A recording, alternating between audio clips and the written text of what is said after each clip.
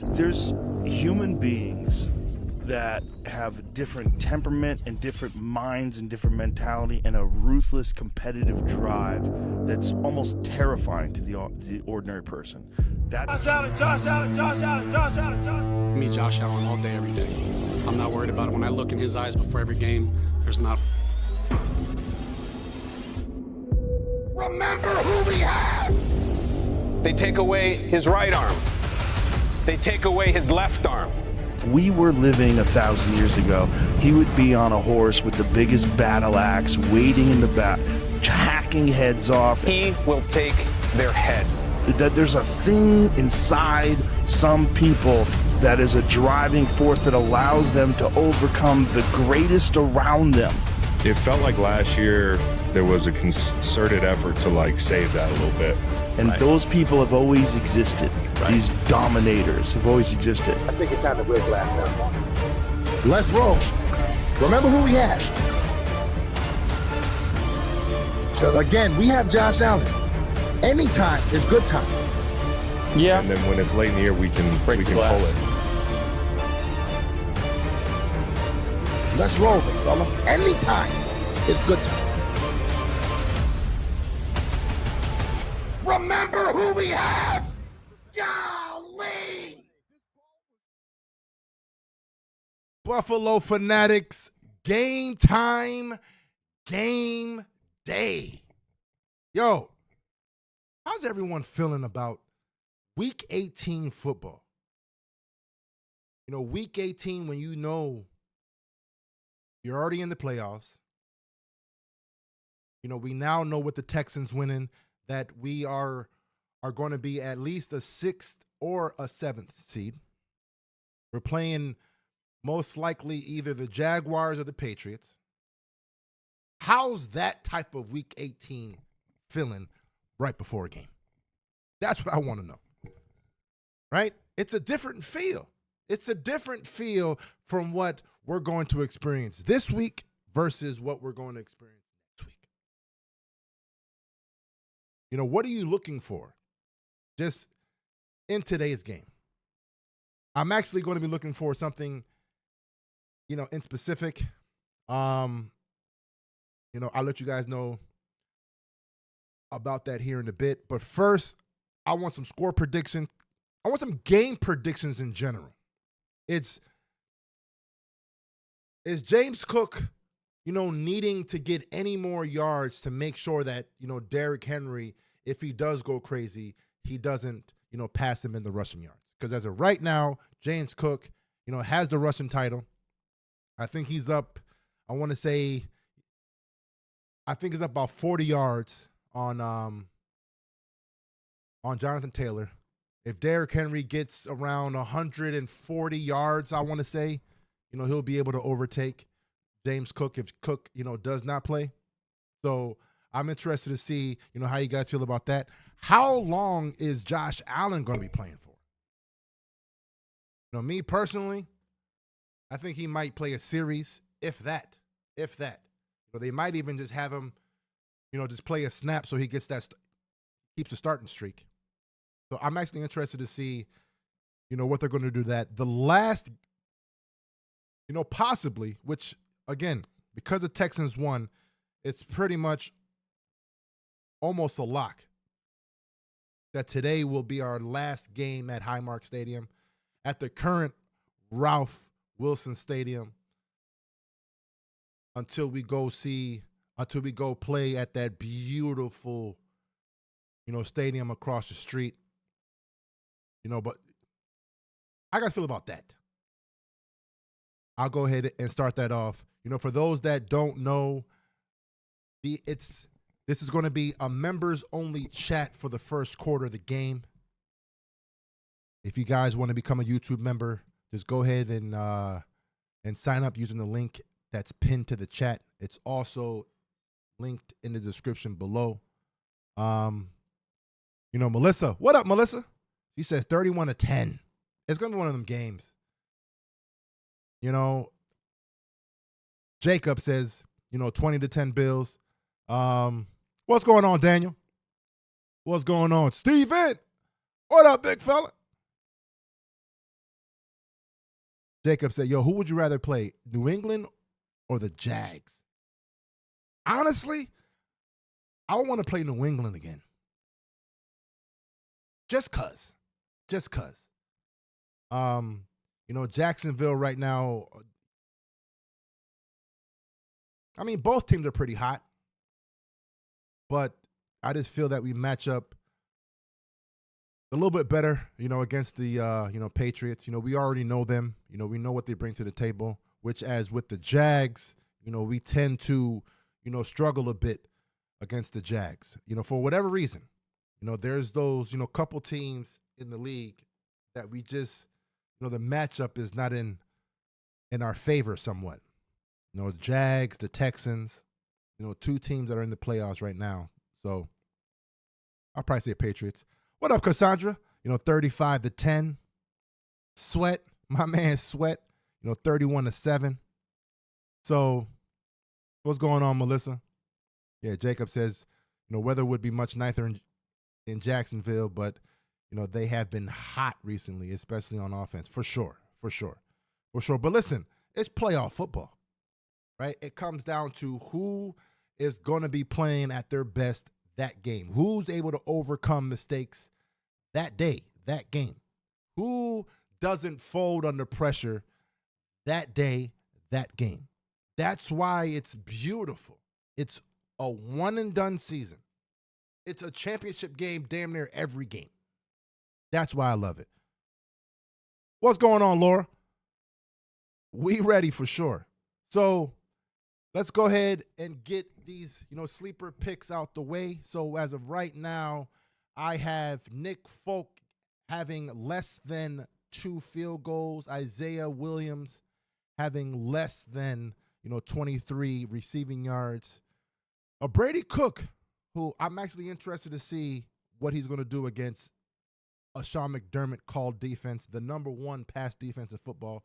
I have him, surprisingly going more than 150 yards. I think they're going to be down most of the game.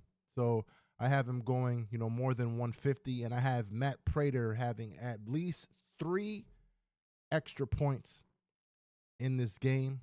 Those that don't already know, make sure you guys, check out, Sleeper, links in the description. Use promo code BF25 and you'll get up to $100 match on your first deposit. Terms and conditions apply.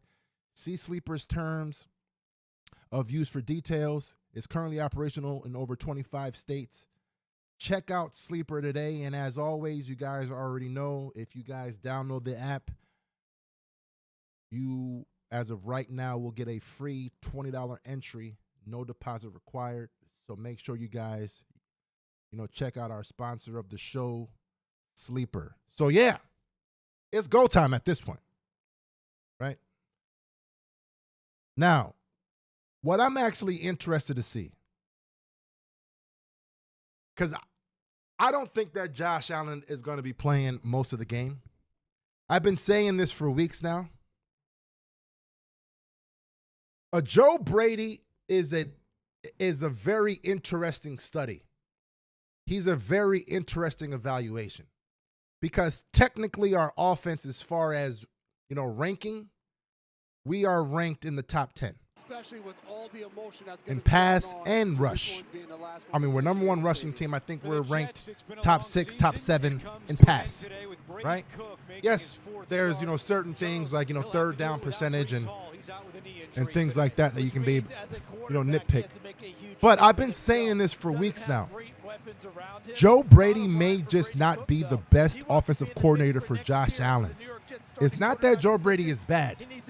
It's just that it's not a good match for Josh Allen. Here's why. For whatever reason, Joe Brady has decided to have a different offense than what he had last year. Last year was more fit for Josh Allen. Downfield concepts,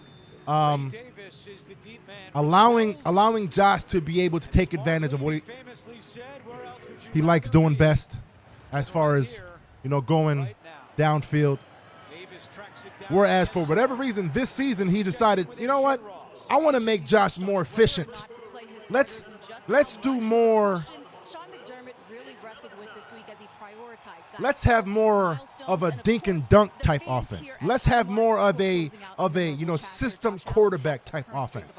And if you know Josh, if we watch Josh for the last 8 years, Josh is not a system guy. He despises being a system guy. So I'm actually interested to see if Mitch does play in this game, to see how he's able to move this offense as a system quarterback. Yo, we got to bring back these uniforms. We got to bring back these uniforms. Yes, sir. We got to bring back these. We got to bring these back. This is exactly what happened a year ago in All right, Mr. Trubisky, let's see how Mitch runs this offense. How Mitch is able to use his wide receivers a little bit more. Again, no one's saying that Mitch is better than Josh. That's not what I'm saying. It's all about how Joe Brady wants to call this offense, to see how Mitch, as a system guy, is able to execute what Joe Brady is trying to do. Again, if that makes sense. I'm not sure if you guys really understand exactly what I'm trying to say with that. But, yeah, I'm actually interested to see that. So that means that Cook began today 137 yards. Yeah, something happened to the chat. It stopped coming in. Trying to pad that lead a little bit for Cook. Let me see. Let me bring the chat back up. And now what they're counting on, the Pittsburgh Steelers defense to take care of business for them so Derrick Henry doesn't go crazy. Trubisky moving the pocket and throws. It's complete for a first down. And that is a 6-yard pickup for Dawson Knox. He needs 7 yards. There's something going wrong with my chat right now. Let's see here. Yeah, Phil said, what up, Phil? He said, no, watch Mitch hand them their only interception of the season. Yeah, I don't know about that. Now 1 yard away from a nice little payday. Guess what? Yeah. They just changed it to 7 yards. Let's see. How about that? Cha-ching for Dawson Knox. Trubisky. And that pass is caught by a man a lot of people did not expect to play today, and that's Dalton Kincaid. Yeah, man, I definitely wouldn't play, Dalton that much. Yo, Junkyard, the jerseys are super tough. Super tough. Like, that has to be the jerseys going forward. It has to. That has to be the primary jerseys, man. What up, bro? My man. What up? They need him at top speed for the playoffs.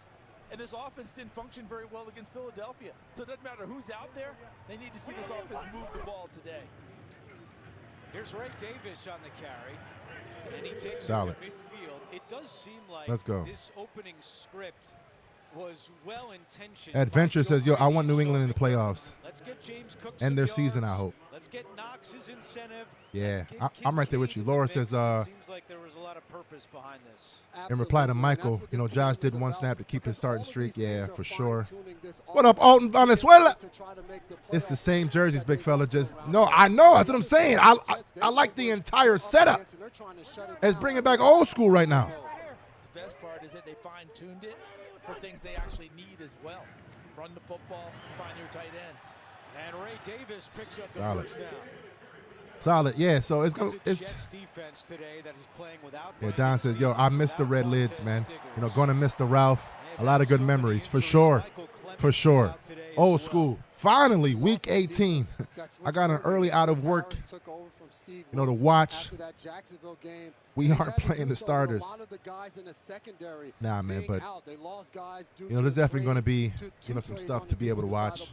Yeah, it definitely does, have that preseason feel. But, hey, man, we got to stay healthy for these playoffs for sure. So I get it. Back to Davis on the ground. And Ray Davis finds some space. First down. But again, I think this is actually a blessing in disguise. Listen, it's not to say anything about Mitch being better than Josh. We all know he's not. That's not the case. But it's for Josh to be able to see if Mitch does play with a lot of the starters on offense, just to see, okay, maybe we can use these boys a little bit more as we look at Chris Harris, instead of always wanting to go for that big play. So that's what I'm looking for. Osiris Torrance is the only regular starter. Because I refuse. I absolutely. Ray Davis. I absolutely refuse. I refuse to think that our wide receivers are just the worst wide receivers ever. That's impossible to fathom. I just don't think that. I just think that Josh doesn't trust them enough to be able to let that ball go. Yeah, K-Livin, for sure. That's the one player I don't want. Don't be out there. I don't want you out there, Kincaid. Right now, they don't have enough guys in the box. Definitely. Safety has been back trying to defend. When you have so many injuries at the cornerback spot, you want to make sure those guys aren't getting beat. But they're going to have to get closer and closer to the line of scrimmage. I think they heard you on that. You see all the people near the line of scrimmage. Now is Ty Johnson on the carry, the former Jet, tackled by Keydron Smith. Yeah, Bruce says, yo, man, I want that record. We should. Andrew, how about this? 3 plays. We should be running Cook. Let me see. Already scored. Travion Henderson finds the end zone. Now, yeah, he says I want that record. I mean, as far as right now we have that record, the only way that Cook doesn't get that record is if Derrick Henry goes crazy tonight, which he most definitely could. As they go back to Johnson on the ground, and coming up to make the hit is just Taylor. Solid. I think Derrick Henry has to go for 140 or 150 yards tonight in order to get the record. What up, Dre? What we feeling like today, big fella? I don't know, man. It's a weird game. It's a weird game, right? Because it's like, I mean, the game, it means nothing. Houston winning. I was kind of hoping that Houston won. Lost because I wanted that 5th seed. But as far as right now, it is what it is. Damn, already. It's like that. Sheesh. Shot time. Uh-oh. And that's another $100,000 for Knox. $100,000, my boy Rich. Touchdown of the season, and what an opening drive for the Bills. Sheesh. That's their 9th opening drive touchdown of the year, the most in the NFL. And this is an excellent job. They're getting those Look, two people wide open. Where you see Knox and Hawes right next to each other, and they're coming out like they're going to block. And you go. Yo, Knox happy as hell right now, boy. Let me go get that. Let's go get that money, my boy. Oh, wait. I got all the money coming in. Let's come party. It is all on me. Matt Prater. Got one. Last 2 games of the right quad injury. Knocks in the extra point. Yeah, chat. Again, it's going to feel weird today, man. The excitement is probably not going to be there. The chat's going to have to get me in that mode. Very similar to what y'all do every single week. Starts talking trash about how bad this team is, and that might get me right, it might get me right back. As far as right now, I'm like, look, this is a preseason game, in my opinion, man. Shot time. That's kind of how I feel at this point. All right. I'm going to probably stay in the chat today. Walter. What up, Walter? He said, yo, our own team doesn't even have faith in their wide receivers, which is why we switch up the personnel every week, excluding Shakir. This wide receiver has earned nothing to get the benefit of the doubt. Again, you may be right. And that's why I'm saying I'm extremely intrigued to see how Mitch runs this offense with the wide receivers that we have. You can sit there and say, well, we're playing the Jets defense. It doesn't matter. And again, that is probably right as well.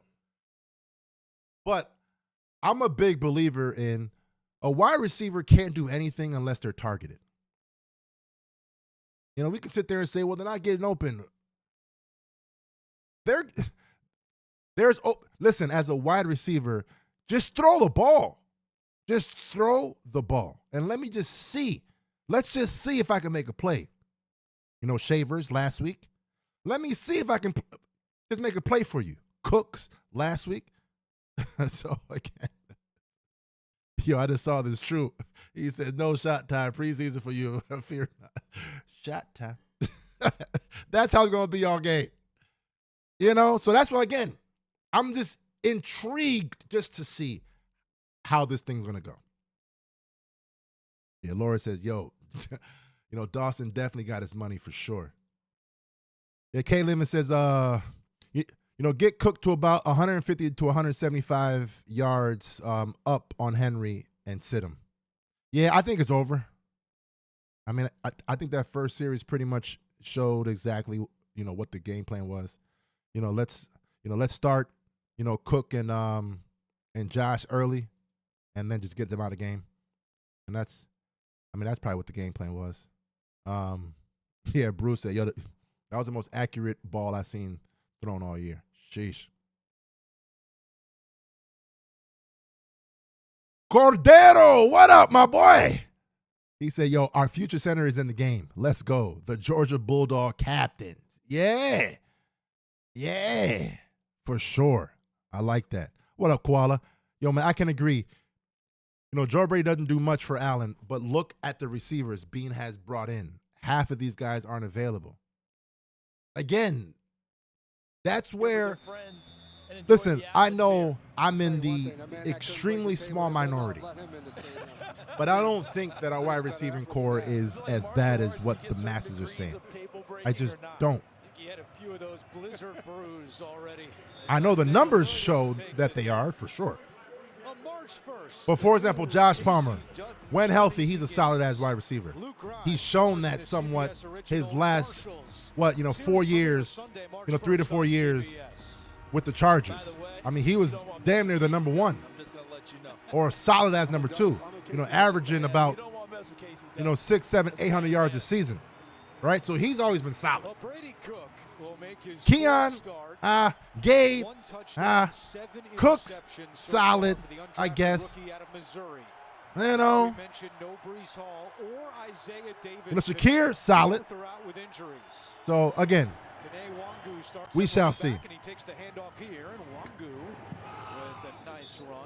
We shall see. That's all I'm saying. Now, again, you guys are probably right. And I know for a fact exactly what we're going to be doing in the offseason. We're going heavy wide receiver in the offseason. So that I agree. But we shall see, man. The bookend tackles are going to be excellent for the next decade. The inside guys are really good players. But do they have the guys behind them today that when they make a little space for them, can they take advantage of it? Back to Wangu on second down. And the Bills are ready for him this time. Yo, one of the first to get in there was hold on. Dorian Williams again. There's something going wrong in the chat. Is sitting Terrell Bernard, Jordan Oh, there's a poll in the chat. Is Kingpin actually taking shots or are they water shots? Yeah, hey, the chat knows what's up. Come on, let's roll. The chat definitely knows what's up.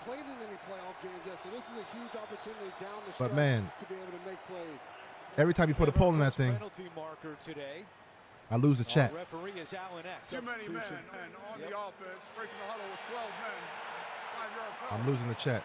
So I got to go ahead and end these polls. It's unusual week 18. That shouldn't happen. But when let's see you have here. people going in and out of the lineup, guys playing for the first time. Yo, BJ Bill says Josh needs to work on the pass Mitch through.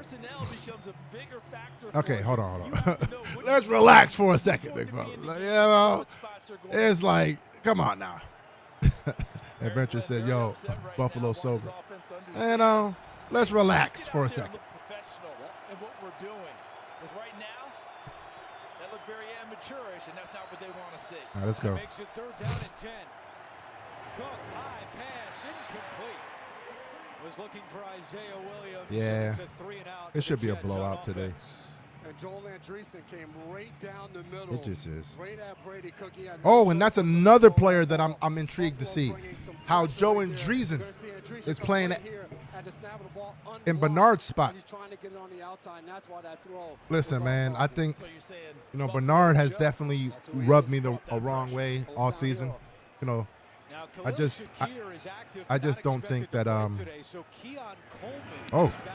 Keon Coleman returning punts. He returned one punt this year.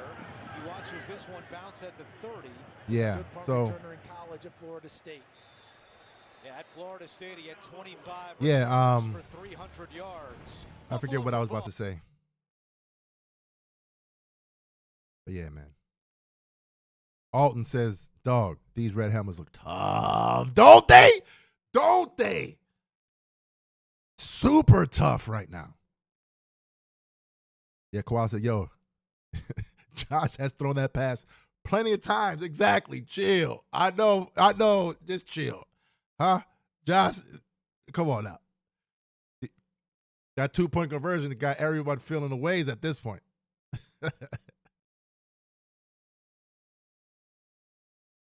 Yeah, Laura, it's one of them games. They say, yo, we out. What up, Slick? It might be a blowout. You know, Trubisky about to go 41-0. Facts. Sheesh. Imagine getting drunk off of damn near a preseason game. I mean, I guess, you know, having the last game at the Ralph, the last game at this, you know, legendary stadium, it's only fitting, right? It only makes sense. Junkyard, you know, Buffalo Joe looked good on that pass rush. Yeah, man. Oh, yeah. That's all I was going to say. I don't know, man. You know, Bernard has me feeling the ways this year, man. You know, was it, I mean, really like a 1-year wonder type where he had a great year and now, you know, players have figured out exactly how to defend it or, you know, how to attack it? Because it's like, man, when he's out there versus when, you know, Shaq Thompson's out there, it's a complete difference. It's like you can tell who's the better guy instantly. It kind of reminds me of back in the day when we had Frank Gore and Devin Singletary. Or Frank Gore and whoever the other back was. I think it was Singletary. Where it was clear, oh, man, yo, Gore, you can't be out there, before. Like, it was clear, like, nah, you don't want him out there. And that's kind of how it feels with, you know, Bernard this year. It's just wild. It's wild. Don says, you know, we can just, you know, sit and watch the Jets beat themselves for sure. BJ Bills, what up, big fella? The reason I said that was because Josh be throwing it hard sometimes when he just needs to put it in the air. Yeah. You know, Josh has always struggled with, you know, touch in general. I mean, even he admitted that. You know, Pierre casually like, yeah, it should be a blowout. I mean, it should. Facts, Richie. Sheesh. It should be. It should be. Goes for 26. Oh, well, hold on. Hold on, Mitch. Bang! Okay, yeah.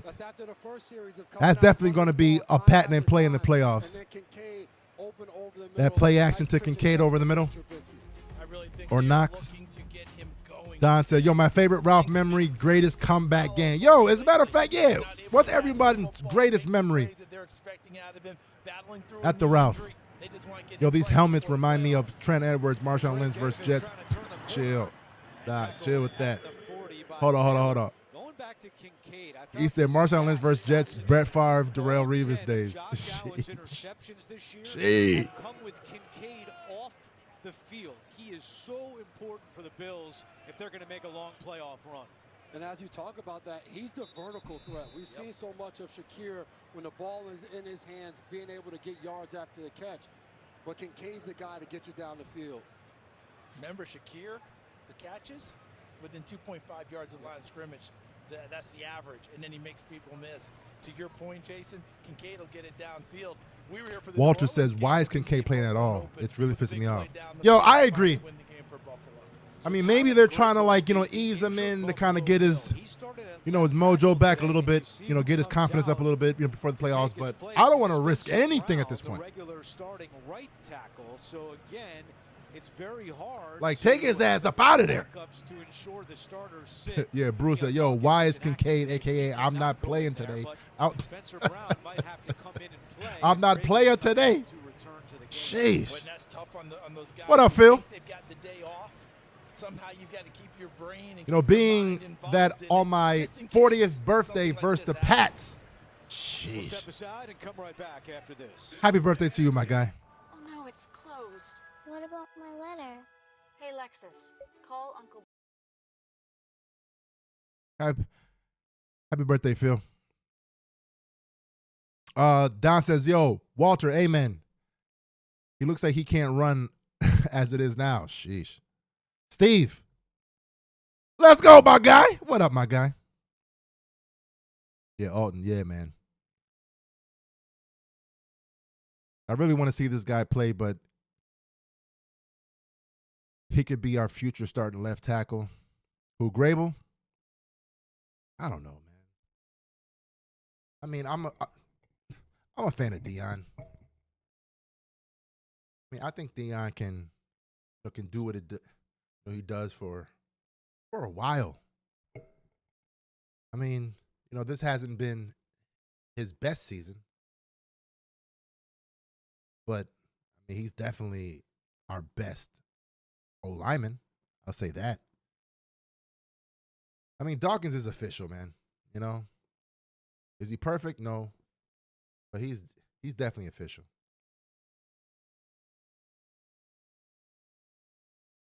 Drago says, yo, big fella, are you ready for the playoffs? Yo, I'm ready, man. I'm ready, right?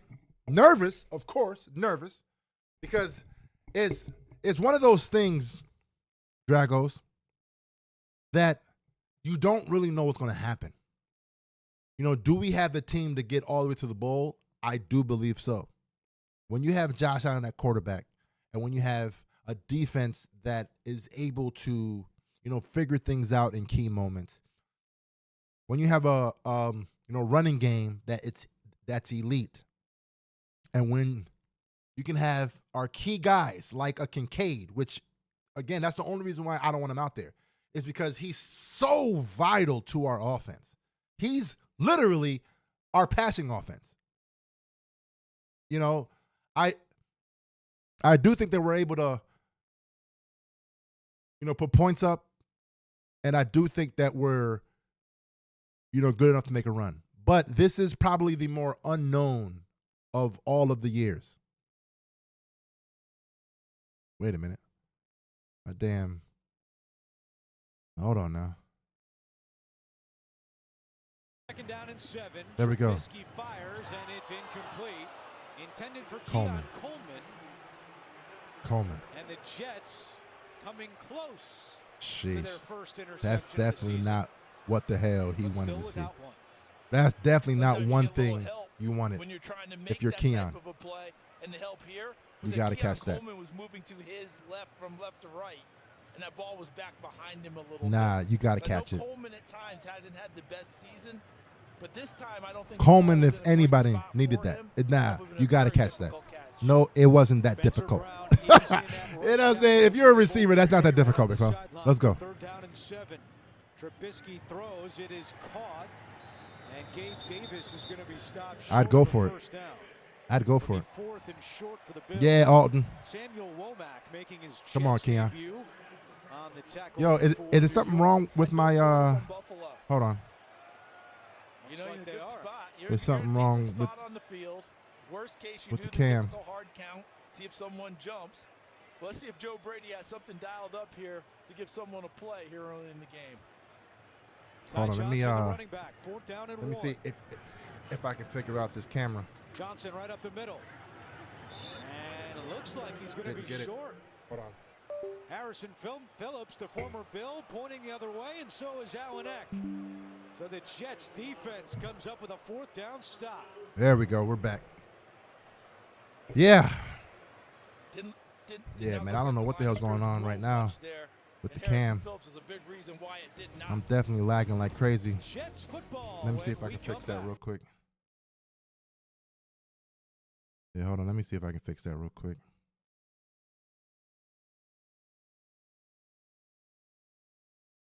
Hopefully, it's not one of those games. Elisa says, yo, what up, big fella? I'm late to the party. Lock in. Yeah, lock in.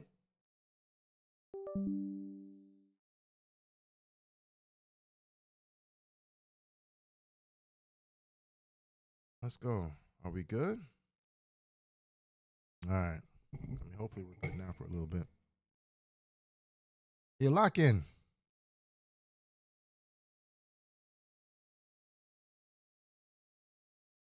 Yeah, Bruce says, yo, man, they just not going to show anything today. Yo, Junkyard, facts. Listen, I'm with it, too. The stream wants a day off, too. I'm right there with it. I'm right there with it on the stream. All right. You know what? Sorry, guys. I have technical difficulties. I got to sign off. Sheesh. Exactly, Cassandra. Exactly. All right, guys. I'll see you guys next week. But yeah. And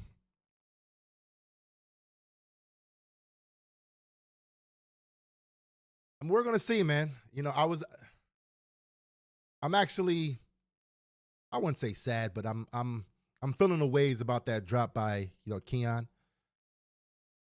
Because I'm not in the business of putting down anyone, especially guys that we need to produce in the end, at the end of the day. Stadium, where the Bills lead the Jets 7-0. So at the end of the day, we need Keon's confidence to be as high as possible. Christian Benford and his 47 Hearts Foundation right? partnered with Kids Escaping So, Drugs and Hamlin Park School to host a special Christmas celebration yeah. for 50 kids.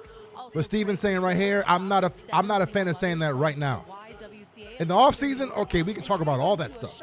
But as far as right now, I need Keon to, I need his mental to be as high as possible. If I'm Mitch, if I'm Joe Brady, I'm feeding him at least about 10 targets today. You know, get him his confidence as high as humanly possible. You know, so we're able to have all of our, bullets ready to fire in the playoffs. Before long to try and get the ball to people in open space. And off to Wangu, and he is stuffed in the back. Go ahead. By Joe Andreessen. Buffalo Joe? Buffalo Joe. High school product here, and Buffalo makes a big play for a loss. Once again, the last drive we talked about Andreessen coming. Yeah, man, Denver is definitely up on the Chargers. Yo, is this the second quarter yet? It's a long-ass first quarter. I know fans who are in jail right now because, you know, you're not a member, big fella. You got to become a member. Become a member and join the chat early. Hang with us early. Wangu again on the ground, and that'll bring up third down for the Jets. Javon Solomon on the tackle for Buffalo. Yeah, Jessica said, yo, I was going to ask you, what's your favorite Buffalo Bill or Bills moment? Ooh. What's my favorite Bills moment? That's a great question. My favorite Bills moment. I'll probably have to say when we, it wasn't even us, but I had the biggest reaction as far as being a Bills fan. You know, when we broke the drought. You know, when Andy Dalton was able to pull it through against the Ravens on fourth down for a touchdown for us to get to the playoff for the first time in 17 years. That was probably, as a fan, not at the stadium, but as a fan, that was probably my biggest moment. As far as you know, being as happy as possible as a Bills fan, for sure. Because, listen, I mean, 17 years. Hold on. Let me pause it before it muted. Yo, 17 years and not making the playoffs. That shit messes with you. It messes with you. Oh, I mean, after like year 10, you're like, listen, are we ever making the damn playoffs? Yeah, adventures. You know what I mean? Kyle Williams got a playoff game was huge. Yeah, for sure. Right? Dog. Yo, I'm telling you, that moment was not making the playoffs for as long as we have. Like, it starts to mess with you as a fan. Like, listen, I'm hating everything at the moment. Everyone calls me a homer now. Oh, yeah, you always look at the bright side. Listen, I wasn't like this all the time. I was worse than Rev, Brian Bowers and the boys. I was worse than my guy, Aaron, was in the chat all the time. I was worse than them during them years. Like, listen, I hate everybody at this point. Because it's like, man, you're a fan of all these situations. And it's like, golly, man, are we ever going to break the damn drought? But then is when I realized, Slick said, the fourth quarter to the 13-second game. Oh, yeah, for sure. But it got to a point as a fan where I realized exactly what it was. We had every team you can have in those 17 years. We had a great offense, no defense. We had a great defense, no offense. We had every layer. We had the wide receivers. It's like we had every layer of a team you can have. But we didn't have the quarterback. And, going through those 17 years, that is what, proved to me. It doesn't matter what you are as a team. It doesn't matter. If you have every other piece except the piece, it's irrelevant. You're not going to be a consistent winner. You might have a year where you do something, but you won't be consistent. That's what that drought proved to me. So now having Josh Allen, arguably the best quarterback in the league, current quarterback in the league, is on the Buffalo Bills. Listen, that's why I'm as high as possible every damn game, every week, every year. Because it's like, I know what bad looks like. So, yeah, man, breaking the drought was definitely the biggest moment as far as a fan to me. Now, on the flip side, I say it all the time. Yeah, yo, Cassandra, it's the best feeling in the world. It's the best feeling. Bruce said, yo, facts, I lived through fantasy football. Dog. Sheesh. But listen, I'll say this. Someone brought up the 13 seconds. I mean, I'm old enough to be, alive to witness a couple of things. Oh, my God. Okay, Davis. The best moment as a fan was, of course, breaking the drought. The worst moment, it wasn't that 13 seconds. Everyone knows the other time we lost in a playoff game. That damn forward pass, I tell people all the time, I don't really get emotional in sports because, again, it's a sport, right? But there were 2 times that I ever got emotional as a fan of just a person or a sport. I was old enough to be a fan of Mike Tyson in his prime. Nice. When Mike Tyson lost to Buster Douglas, I was probably like 9 years old. I was such a fan of Mike Tyson. That was probably the first moment I ever got emotional during a sporting event. That Music City Miracle was number 2. That was the only 2 times ever. That's when I knew I was a diehard Bills fan at that moment. The fact that I got emotional after that. You go from being so high to so low in seconds. It traumatizes you. Right? And that's what I'm thinking that the 13 seconds did to a lot of, younger Bills fans, right? Because it's kind of similar, how that kind of transpired, right? But you went from whoever won this game is going to the bowl, and then you lose in the way that you did. It's like, oh, hell no. You know? So, yeah, man, those are my highest and lowest moments of being a Bills fan. Laura says, yeah, man, when we broke the drought and made the playoffs, my boyfriend at the time literally spun me around the air. We were jumping up and down. Yo, it's like, it's one of those moments where you remember where you were type. Ty Johnson is the running back. It's a play action, and that's Jackson Hawes making the catch. But you know, you definitely remember where you were. Yeah, Kay Livin said, yo, one of my favorite games was opening day with Drew Breslow when we beat the Patriots 31-0. Sam Adams with the big. Yo, what a season that was. What a season. 7-0 against the Jets. What a season that was. Okay, hold on. Let me open up the chat real quick to everyone else. Yo, what a season that was, man. When we got Drew Bledsoe, we thought we were doing something. We thought we were doing something when we got Drew. All right, hold on. Let me see if I can figure this out.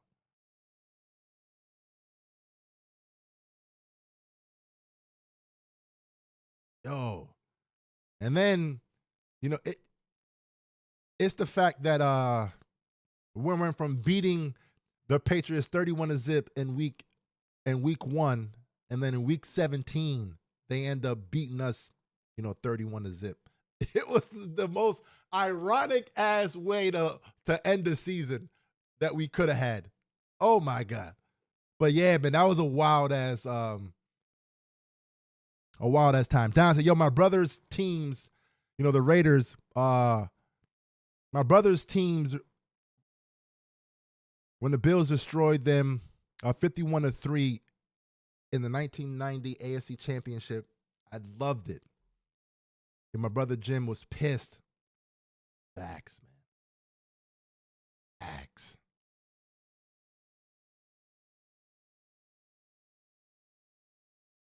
Adventure said, yeah, man, it was that forward pass. It was definitely a forward pass, but it's one of those like, yo, man, to lose how you lose, man. You go, because I remember where I was too, man. Again, listen, I'm old, but I'm not that old, you know? I wasn't really, really, really a diehard Bills fan until maybe 1998-ish. I mean, I was a fan. When the Bills were going to the Super Bowls, I was probably like 8 or 9. 8, 9, 10, you know, around there. You know? 8, 9, 10, 11, around there. But I wasn't living in Buffalo. You know, I was actually living, you know, here's kind of a history of, you know, how I became a Bills fan. I was actually living in D.C., you know, Maryland at the time. And it was, you know, the Bills go to their first Super Bowl, and I'm like, all right, you know, who cares, whatever. I mean, I don't really even know football at that age. You know? I mean, I was old enough to understand it, of course. I was probably like 8. You know, when the Bills, no. Yeah. I was like 9. So then the Bills, they go the first time and lose to the Giants. You know, wide right, we already know.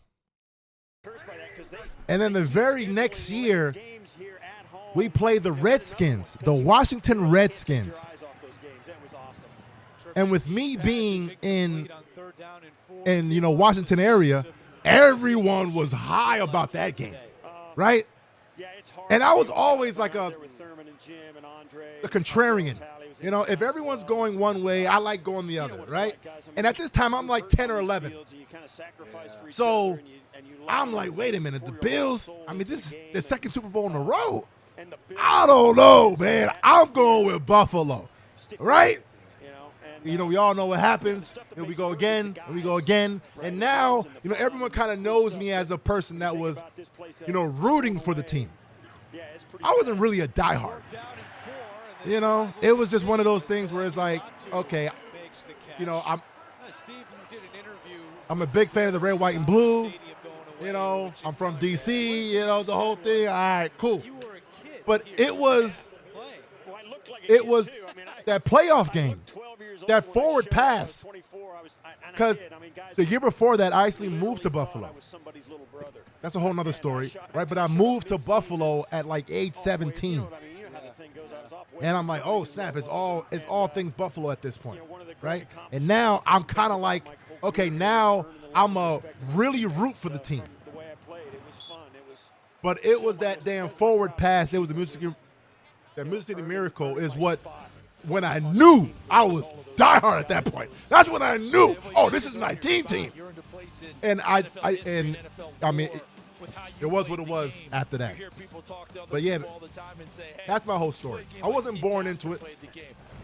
I definitely wasn't born into it, but you know, once I realized that this is a team that gives me the most emotion, you know, I pretty much, you know, stayed with them. Yo, Ray Davis. Oh, fumble. That's fumble. It'll be first and goal for Buffalo, a gain of 21 for Davis. Go ahead, Steve. What was your question? Yeah, Jessica said, yo, the reason why I switched to being a Bills fan is because I liked what Josh Allen was doing, and because they had, you know, one of my all-time favorite players from my former team, Micah Hyde, for sure. Hey, Jessica, how old are you? I'm just interested. Stadiums have gone away, Steve. Sure. And no one is lamenting them going away. That's fumble. Well, there might be some, that's fumble. I don't think he was down. Let me see it again. It's a special town. It's a special market. It's a special city. Now, the perfect size. Oh, you see his there, elbow. It looked like he was down anyway. His elbow. But the holding call. The holding call bringing it back. By the way, the old jersey and the red helmets kind of pop, don't they? Yeah, you got excited about that. You guys wore the All right, so yes, sir said, yo, his highest moment was getting to Super Bowl the first time. Lowest moment was wide right. It has been a special place. The highest and lowest in one game is crazy. Trubisky's pass incomplete. I mean, you know this. I could live anywhere I wanted to, right? I mean, doing the TV thing. Now, it looks like, as far as our wide receivers, they're open, but the balls just aren't on time, or they're not there. Mitch is missing them, but they're open, though. You know, Palmer wide open for one. You know, Keon was open for another. You know, balls behind him. You know, Gabe is wide open for that on 2nd and 20. You know, balls way in front of him. Right? So, again, our guys are getting open. Give them targets, man.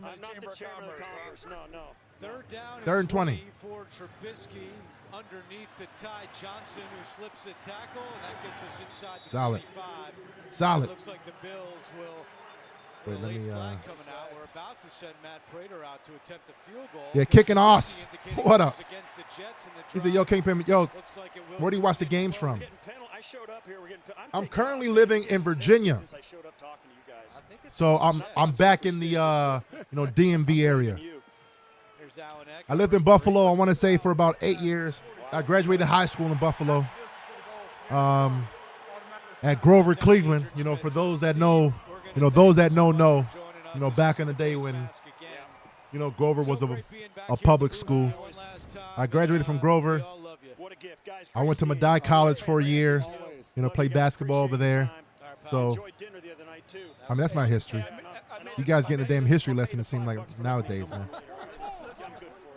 Yeah, Flex say, bro, that Music City game, I was watching the game with family who supported the Oilers. Ooh, I was the only Bills fan there. Man, oh, wow. Yeah, no, that's different. Yeah, no, that's definitely different for sure. So the Bills trying to punch this one in and increase their lead over yeah, the dig and dunk. Jets. Yeah, can we explain? Yeah, man. I mean, Kincaid definitely has to sit down. Walter, so Kincaid couldn't play in the Eagles game. They held some level of significance to the point the starters all played, but yet he's playing in the. Yeah, I mean, it's probably a reason for sure. You know, they kind of want to get his you know, blood flowing a little bit. Yeah, because Hunter says, I've been a fan since 1987. I can respect that.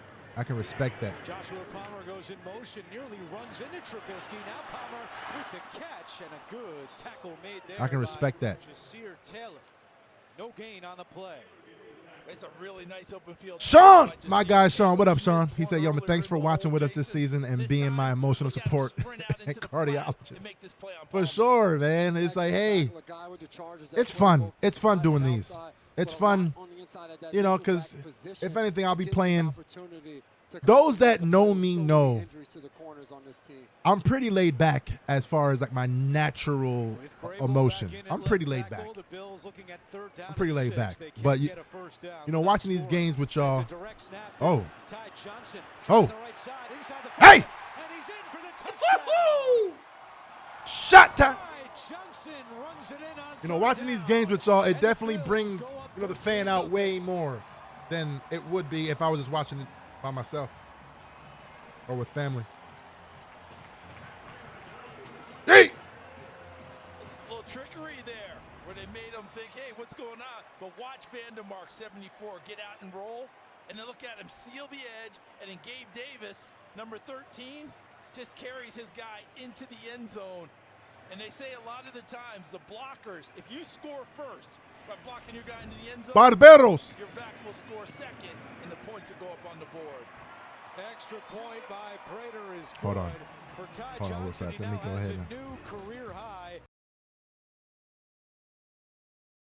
Buffalo. oh, there, what's the career high? Damn, I muted it. All right, so my guy say, yo, the worst for me was Norwood's missed field goal in Super Bowl, for sure. I mean, that was massive. You know, I'm convinced if we had won that first Super Bowl, we would have created a historic dynasty. Yo!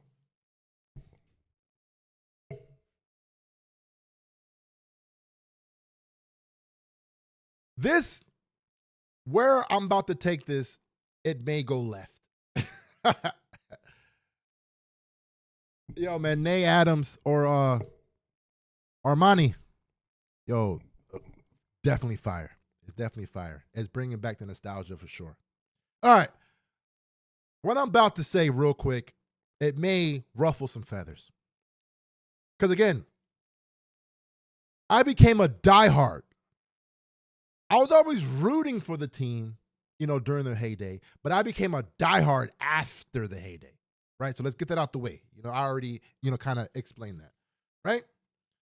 But here's the one thing, and here's the one reason why we need to win a Super Bowl. Everyone loves on the old school Bills, the Jim Kellys, the Thurman Thomases, the, you know, Andre Reed, the Bruce Smith, a lot of great, the team, you know, during the heyday had a lot of damn players, man. I mean, a lot of elite Hall of Fame talent. So I'm not taking anything away from that. But what I don't like is the fact that that team left us Bills fans. They left us having to carry on a narrative that I've hated carrying for the last 20 plus. And we all know what that narrative is. If anyone brings up, oh, you're a Buffalo Bills fan, what's the first thing they say? We all know. Put it in the damn chat. I hate having to answer that. I hate having to, you know, go back and be like, oh, well, you know. It's like, what the heck, man? Y'all could have got just one. I wasn't even asking for all four. Just give me one. So I don't have to keep on hearing the tiresome, oh, the city of losers. Oh, you guys with the 4 straight. It's like, stop. So I respect what y'all were able to accomplish somewhat, but it's the fact that y'all didn't win one. It's like, wait a minute. I mean, I'm going to praise y'all, but there's a limit to how much I'm going to praise y'all. Because y'all got me over here seeming stupid at this point. You know what I'm saying? We over here dumb at this point. Exactly, Lisa. Lost 4 Super Bowls in a row. 4 Super Bowl losses. Like, it's like at some point, exactly, boy, I love lose. Exactly. I respect y'all. Now there's an injured Jet. But there's a cap. I know people, we love our old school guys. Listen, I'm right there with y'all. I love them too. But y'all killing us right now, big fella. That's why we got to have Josh win one. Or have, this regime win one. Or have the Bills win one. right? So we can, fucking let go of that same narrative that we've had for all these years. We'll be right back in a moment. Y'all could have got one. I just can't take it anymore. Huh? Again, I'm talking as if I was on the outside, because I kind of was. It's like, that ain't the Bills that I was like a diehard for. Now, those that are older, those, I can just imagine, man, knowing that your team was that team, knowing that you're going to the Super Bowl then every year, I can just imagine you were, on cloud 9. But then I can imagine, dog, once that 4th Super Bowl hit, and you're like, dog, I'm actually interested to see those that experienced that, or those that were diehards, those that understood it, the older guys and gals. I'm actually interested to see how y'all was feeling on the 4th one, when you're like, yo, wait a minute, hold on. We can't lose another one. That had to have been gut-wrenching. Because we only were in one Super Bowl, and that was the first one. We got blown out all the other ones.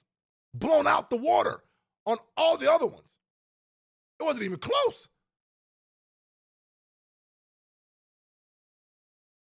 Sheesh. Yo, Brew Cruz said, yo, the scars are deep. Let me go back real quick to see. Cornelius Bennett. I'm telling you, yo, there were players back in the day. Laura, thanks for watching with us, Pierre. It's always fun, especially when we're making history like today, for sure.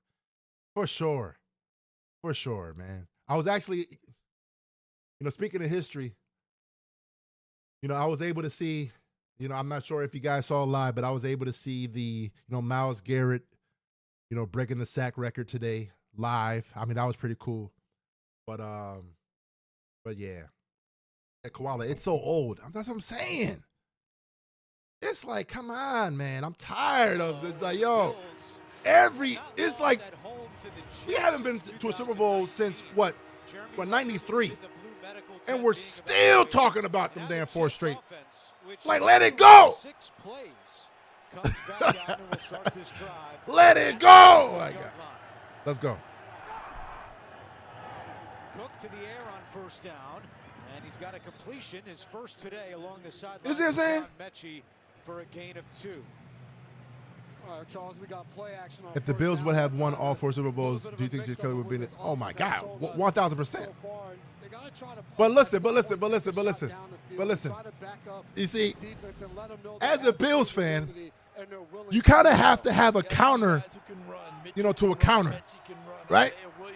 So when everyone says, "Oh, you went to a 4 straight Super Bowl," blah blah blah, what our dumbass gonna say? Well, we're the only team that ever went to 4 straight, so that should mean something. Oh damn, well, that shit don't mean nothing. It's like us winning 5 straight AFC championships. Nobody give a damn about the AFC East championship. But, hey. Like, ain't nobody care about us going 4 straight. Are you going to win it or not? Strength of what he does. Call a play in that area and give him an opportunity. Trying to avoid a 3rd straight 3 and out. They run it up the middle. Herbert, he's got the 1st down. Needed 3 and picks up 4. A.J. Ebenesa on the tackle for Buffalo. Maybe that's part of what he does really well, Jason. Yo, Enoch said, yo, the first defeat was devastating. This close. The second loss was frustrating. The third defeat was humiliating, and the fourth felt like... Yo, that right there is perfect. The first defeat was devastating. Come on, man. Losing like that is gut-wrenching. The second was frustrating. Again, because, we got spanked. Cook rolling right. Was looking deep, nobody there. He'll keep it himself. Makes a great. What was the score? Like 50-something to it was crazy. We got smacked the second one. The third one was humiliating. Okay, dog, come on now. Watch this move right. That's Matthew But the form Judon being that they death, picked up. that is, man, I can just imagine. Former I can just Pro imagine. Bowler with Baltimore and New England. Yo, Flex, yo, those 4 losses make me feel like Hancock Nice juke move when by he Brady said Cook. that nobody came to claim him at hospital. We went 4 in a row. We couldn't win just one. Yeah, hey, the Hancock reference makes a ton of sense because he was pissed. He was pissed. Just one, bro. It's so cruel. Yo, Flex. Yo, that was a good one right there, big fella. Hancock was pissed. The Hancock reference is the damn comment of the day right now. That's a fact. Third down and 2. Herbert trying to pick it up again. There we go. Ogunjobi is there. There we go. I believe Ogunjobi stopped him just short. It'll be 4th and inches for the Adventures. Jets. Yo, man, we got destroyed by Dallas, and Washington wasn't a good team. Yes, it was the 90s. You know, plenty of teams lost Super Bowls since then. Talk about it then. Yeah. But again, that's why I'm saying that this year, imagine. We're over here talking about all the losses we've had in Super Bowls, right? Imagine this is the team that everyone feels, or most people feel, is the worst in the Josh Allen and McDermott Bean era. Imagine this is the team that wins it all. The team that we're least expecting to win wins it all. I'm just saying. It makes too much sense. It makes way too much sense. What if this is the team? Because I feel like that's exactly how, when people say that things happen for a reason,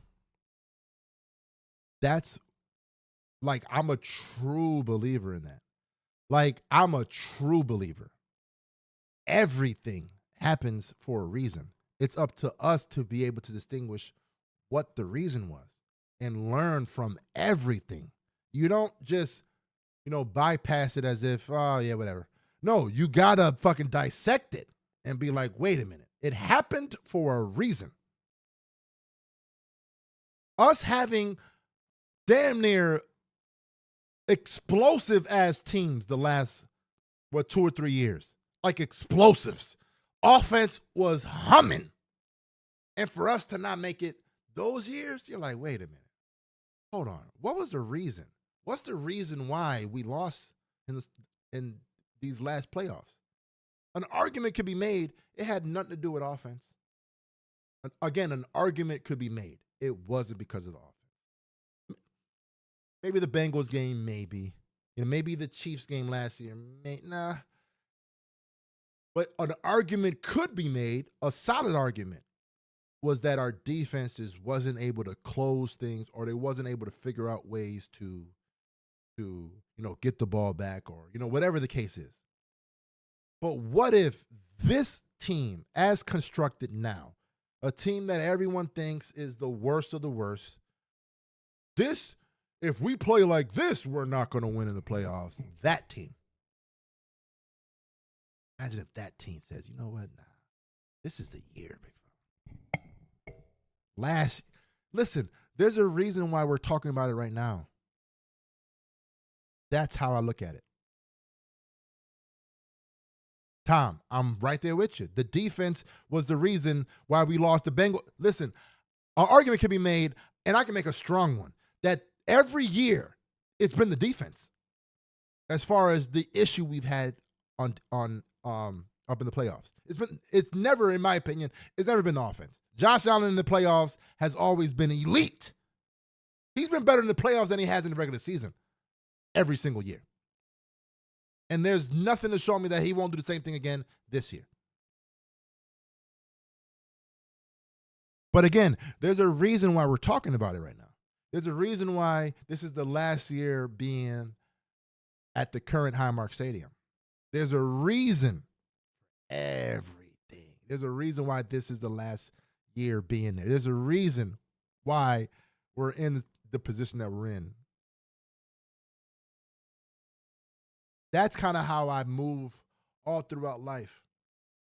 right? When people says, oh, man, why are you so optimistic? Why are you always seeing stuff or seeing things a certain way? I say it all the time. I say it all the time. Within the last 2 or 3 weeks, they're trying to adapt to this defense. Wait, hold on real fast, because I think I missed a couple plays. Looking for Gilliam down the field. Look it. Did he get the feet in? Hold on. Let me get a rewind. This is tracked to nothing. Let me get a rewind real quick. Hold on. CBS Wednesday. Let me get a rewind. All right. Mitch, it's 1st and 10. All right, let me see it. Mitch. Boom. Who? A wide receiver. Gabe Davis, wide open. All right. Next one. Let's go. You see how he hikes it and gets it out. Boom. Again, a system guy. All right. All right, next one. Mitch. A dime to Gilliam. Boom. Gilliam. All right. Let's go. Okay. All right. A refresh. Hold on. Just his second touch of Okay. Davis runs it. All right. All right. And now we're present. I forget exactly what the hell I was talking about. But yeah, man, you guys know what the hell I'm talking about. Let's roll. Let's roll. Enough about me. Their man-to-man matchups, they haven't been able to make the play. And those two guys, they've counted on a lot this season. And yes, there's been injuries around them. Let's go. Those two guys, Sherwood's going to have to step up, and Quincy Williams doesn't know what his future as a Jet's going to be. Trubisky on the slant to Davis makes a tough contested catch. A wide receiver. Gabe Davis able to hold on. Hey, Mitch over here. Come on. But a good grab by the Brew Crew say, yo, I'm telling you, P. I'm not blind. What's one of the big conversations Trying to tell y'all about this Buffalo Bills team and what people think they're lacking? Those wide receivers on the outside. And Alpha. Today, Alpha says, yo, man, defense can never get stops when needed. To carry into the playoffs. For sure. Gabe Davis, one of them. Number 0, Coleman is a guy they want to try and get going and see if they have anything for this playoff season. Yo, but he says, yo, why does Josh make it look so hard? Got him. To Davis, and Davis Got it. Touchdown. No, he's in. Woo! Shot time. Keep him out. And Ray Davis adds. Hey, yo, Vidish, he said it right, man. He said it right. And again, I hate even talking like this about my guy. Everyone knows Josh is my guy. I mean, it got to the point where wifey was feeling the ways. Wifey like, okay, hold on. Yo, I got to worry about something? Like, Josh is my guy. Extra point? All right. You know what I'm saying? So don't get me wrong. I'm not going to sit here and be like, oh, listen, Josh is the best of the best.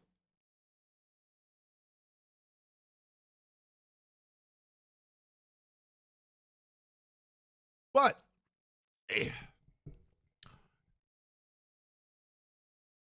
exactly, Chet. At the end of the day, remember who we have. But he's a certain kind of quarterback. And if you don't call plays for a quarterback like him, it's going to look weird. It's not going to look – he's not a on-schedule guy. He's never been, though. That, in my opinion, is what makes him great.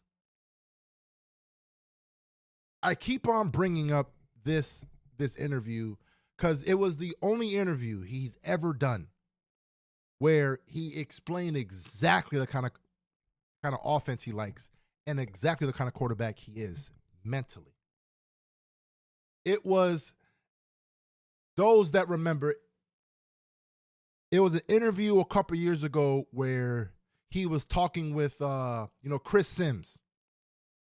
And I highly recommend you guys go and search for that interview. But it was an interview. It was the one where they were both walking up and down the field, throwing the ball to each other, right? If you know, you know. Watch that interview again. That one interview I saw years ago has cemented my thought on how Josh Allen plays football. He said that he is a get open or their offense that he likes to play or run is a get open offense. He's not a guy that, and again, he said it in that interview. He said he's not a guy that likes to drop back and it is all about timing. He's not a timing guy. He's a get open guy.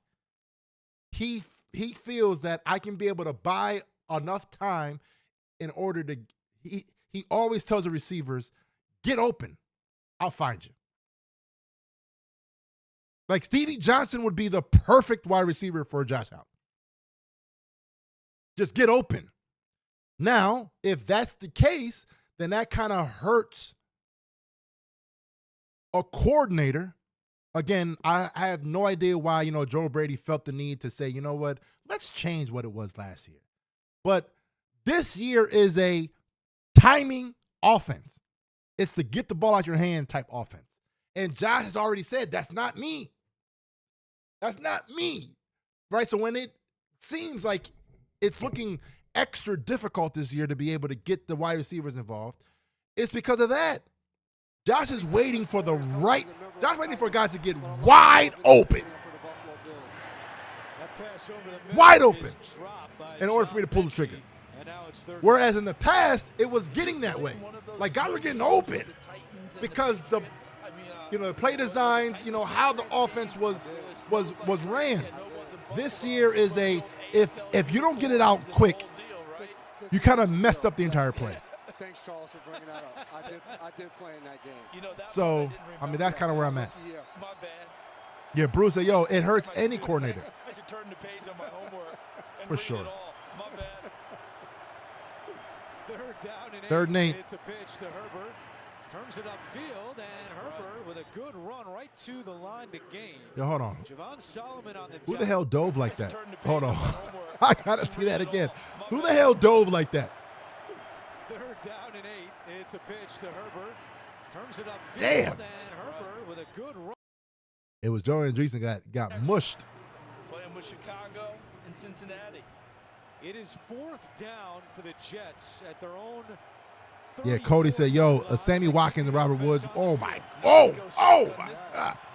You put Sammy Watkins, Robert Woods, and Stevie Johnson with a sprinkle of my favorite wide receiver in Eric Moulds. They learned. The last time, Eric Moulds. Eric Moulds, man. Why are we in shotgun? Let's get under center. I know there's an Andre Reed. I know there's, we've had a lot of wide receivers that came through one Bills drive. Eric Moulds is hands down the best of the best out of all of them. That's me. I'm biased towards Eric Moulds for sure. He was my best or favorite Bills player of all time. Cook, play action, and it's dropped by Andrew Beck. For sure. Fullback could not hold on. You look at these Jets receiving targets. Yeah, but he said, Owens, Moulds, and Reed. Ooh. Receiving yards. Garrett Wilson. Nah, because listen. Okay, all right. Let's talk about it. Games this year. No team has played a Vidis. 16-plus game season without having a player. Let's talk about it. Owens, Moulds, and Reed. Moulds for sure, right? Because Moulds is going to get open. Reed, he was always a bang-bang guy. And Josh, he doesn't like bang-bang. You got to be open for Josh, for him to feel comfortable enough to be able to, let it go. Right? So Reed probably wouldn't be doing his thing with Josh. Owens is Owens. He's my favorite, football player of all time. As far as just my favorite wide receiver in general. Moulds is my favorite Bills player ever. But, you know what I'm saying? So it's like, Reed, he's solid as hell.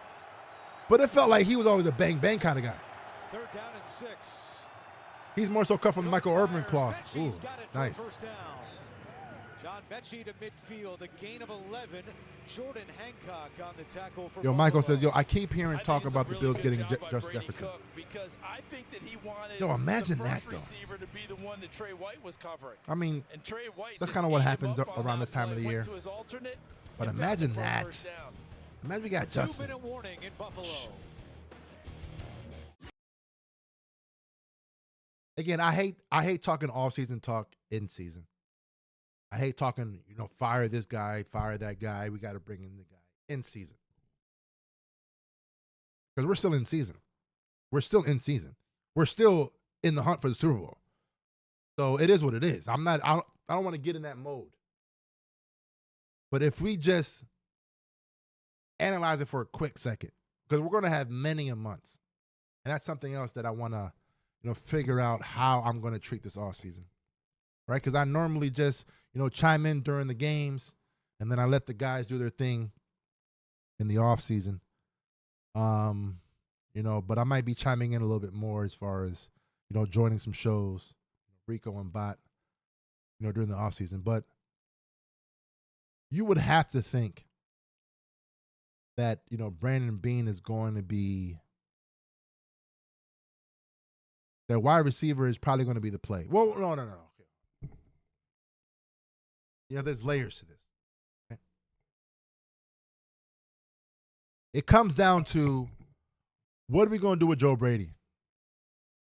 Is Joe Brady going to, because again, here's why I'm a fan of Joe Brady. Or, I'm sorry, here's why I can see him staying, is this. Joe Brady's offense last year, no one was complaining about Joe Brady. Everyone loved the Joe Brady. Yeah, we could have probably ran something other than a damn, quarterback sneak, versus the Chiefs. But listen, that play was working damn near 99% of the time in the regular season. There's no way you wouldn't want to give Josh a 4th and 1, quarterback sneak. So I was never hating on that fact. But Joe Brady's offense last year was elite. We had the best damn scoring offense in all of football. Offense was elite. For whatever reason, he switched it up this year. Last year it was the whole, bringing in Alec Anderson as the, blocker. We brought him in to kind of help the run game, boom, boom, boom.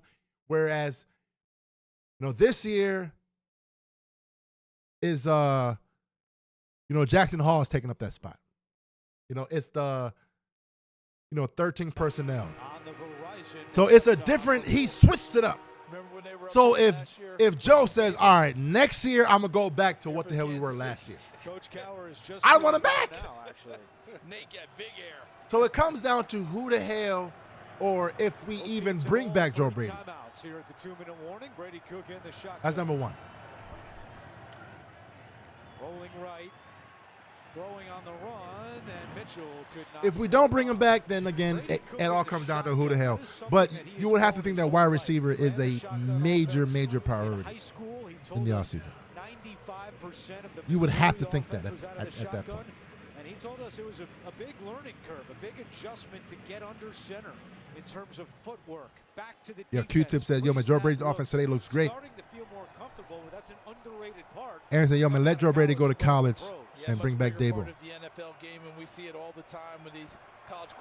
Q-Tip, yeah, man, why is this the best game Joe Brady has called? Herbert up the middle and dragged down by Cam Lewis after a gain of 4. Phillips said, I'm a fan of your stream from Rochester, New York.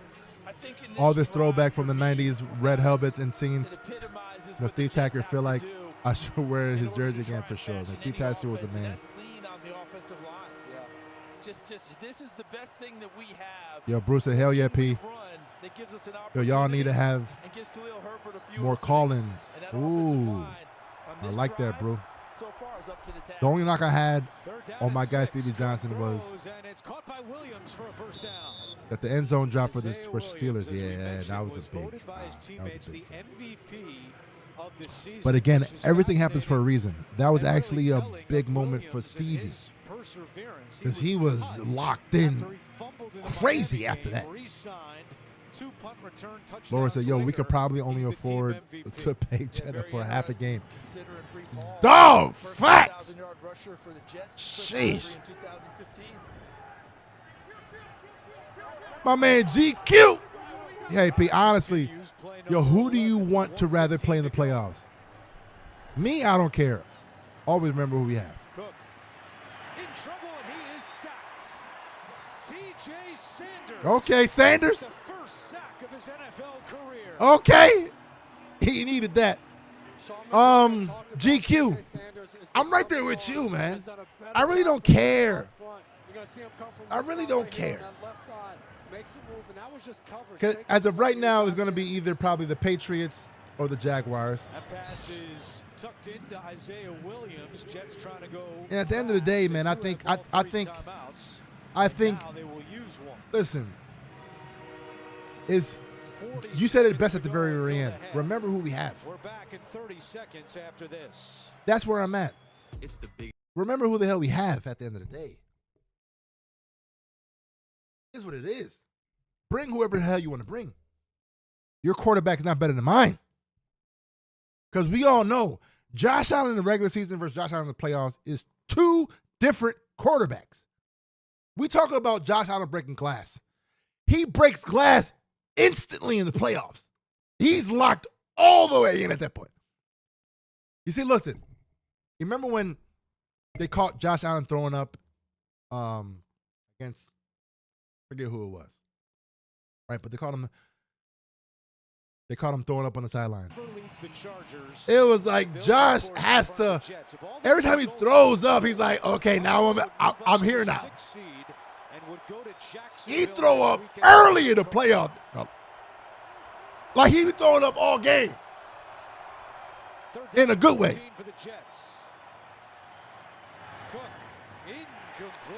So it's different. That's why I'm saying, yo, at the end of the day, it is what it is. We're going to see what the hell happens. Of course, as a fan, you want to have the easiest matchup. But you can make an argument that any of these teams can get got. Jumping into the space. Any of them. And making sure that ball has any no of them. Chance of getting to a receiver. All the teams I was really scared of got knocked out of the playoffs. So bring it. Facts. Second most punts inside the Again, in the playoffs is different. You can't sit here and say that you're not scared of any of the teams because it's the playoffs. It's the playoffs. Coleman watches it go over his head, and the Jets, are they able to save it? You're afraid of every team in the playoffs. What a play by New York. You know what I'm saying? Just because it's the playoffs. That was Wangu but it's the playoffs. See, hold on. Smith. I got to mute this. It's the playoffs. And that's what we have to keep in mind.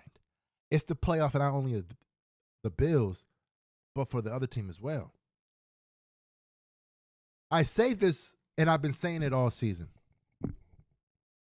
Sports, a lot of the times, aren't just about the X's and O's.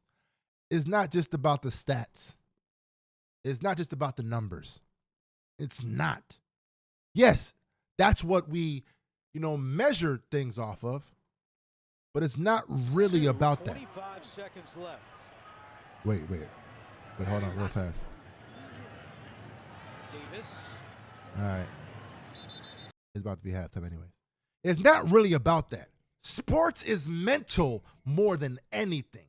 If there was a pie chart, I think that mental and psychology is the majority of the pie chart. Then it comes, stats, and it comes, but the psyche is everything it's the majority.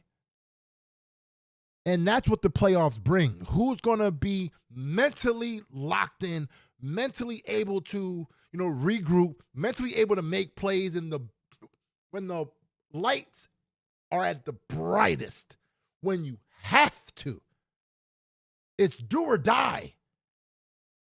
It does something different. If you've played sports, it's all about that heart rate. Once that heart rate starts beating fast and you're nervous, it doesn't matter how many, shots you made in basketball or how many catches you made. Once that ball comes, it's like it does something different to you. And what Josh has proven over the years is that the lights, it's like it's never too bright for him. It's like he always finds a way to just, slow everything down. Hell yeah, Koala. Football is complex. It's complex, but it's mental. It's a mental thing. And that's why I'm a fan of the Chiefs not being in there. Because for whatever reason, the Chiefs had they had our mental. It wasn't that the Chiefs are better than us because we beat them in the regular season all the time. It's just in the playoffs, you have the mental, man, what if? Man, it's the Chiefs again. Man, they always find. It's like it was mental. The playoffs are mental. And that's why I'm a fan of our team, and that's why I feel like this could be the year, is because mentally we have proven that we can compete when the lights are at their brightest. This is why, exactly, Derek, Spags killed us for sure. Carlos says, of course, any team can beat us, but we can beat any team. Listen, this is why I say all the time, this season has actually been the best season we've had in the regular season. It's actually been the best. Just think about it for a second. Just get on my side of the thought process for just a quick second. I just sat here and mentioned that playoffs are mental. It's a mental thing. This season, we have proven to ourselves, as far as a team, the team has proven to themselves that when the games seems out of hand or when the games are close, we can find a way to make it a game and end up winning it at the end. We've done it over and over and over again. We should have done it again last week. Last week was an anomaly based off of what it's been all season. Since week 1, down by 15 in the fourth quarter, end up winning the game. Found ways to mentally lock in. That does something to your psyche when you're constantly doing that. When you're constantly in those situations to where when the lights are at their brightest, how do you perform then? Then you'll know exactly how the hell you may perform in the future. Here's another example outside of sports for a second. We've all been through situations in life where a crisis happens. We all know the females in the group act, or up in the chat act, different than males. But we've all been in moments, or most of us has been in moments where you've had to go through a crisis. How do you act in those moments? Certain people are panicking. Oh my God, oh my God, oh my God. And certain people are more calm. You become more calm the more of those moments that you're in. And now once there's a crisis moment, you kind of have if you've been in it for a certain number of times, now you kind of know, okay, if it's a crisis, I know now how I'm going to act. I know I'm not going to panic. I know I'm going to be yes, I'm going to be a little bit nervous, of course, but how I project myself is going to be in a certain way. That's what right here. Yeah. Always calm. Facts. But there's certain, especially y'all females, Cassandra, because listen, you different if that's the case. Because the females go, oh my God, oh my God, oh my God, oh my God. Like, yo, calm down. Right? But for the most part, hold on, this damn.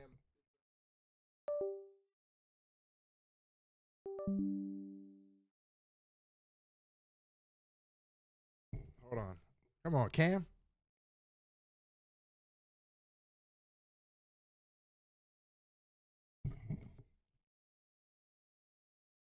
There we go.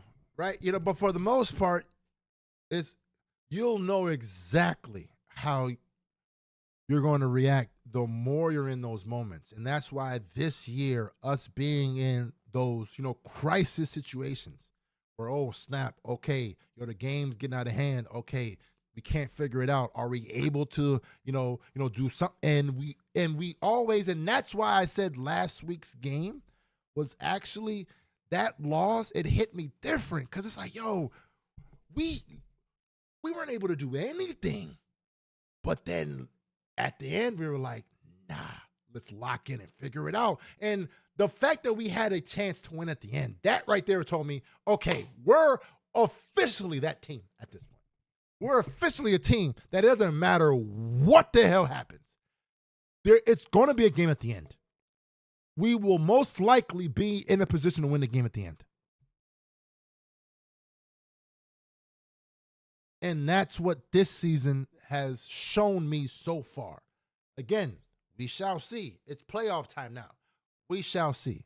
But in my opinion, this could actually be the best team we've had psychologically than all the other teams we've had in the Josh Allen era. So that's kind of where I'm at with it. You guys already know what the deal is. My damn, computer's acting up. But, we're here now. You guys know what's up.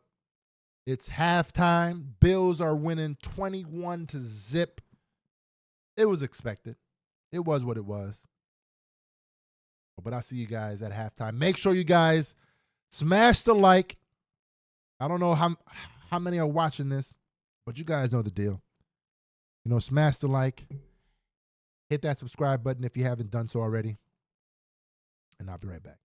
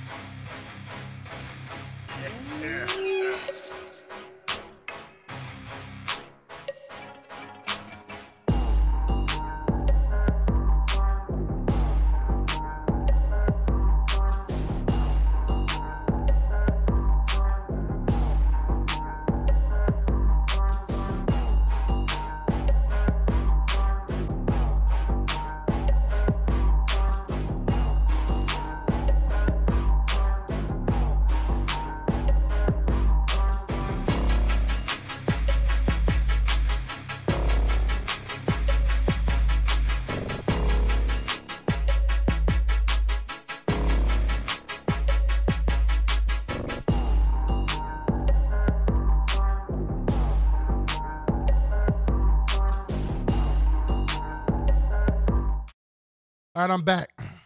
I'm back. Yo, there's something going on with the stream. I don't know if I'm actually back, if you guys even hear me at all. Coach, 3 for 8 on third downs in that first half. A couple penalties set you guys back. What's the key to getting something going offensively here? The thing is, we can't allow any negative yardage. We always got to get positive yards on first down, and then that gives us a chance. The thing is, this team is really good at pass defense. So what we're doing is we're allowing them to do what they do best. Defensively, we got to tackle better. We do that. You guys hear me? Fine. Thanks, Coach. Good luck. Tackling was a big issue last week against the Patriots. It's exposed itself again a few times so far today. That's enough. Cook out of the shotgun, throwing on first down. Quick pass to Herbert. And Dorian Williams is able to get a hand on him as he goes out of bounds. All right, we're back. Here's a look at the first half numbers, and not a lot offensively for the Jets.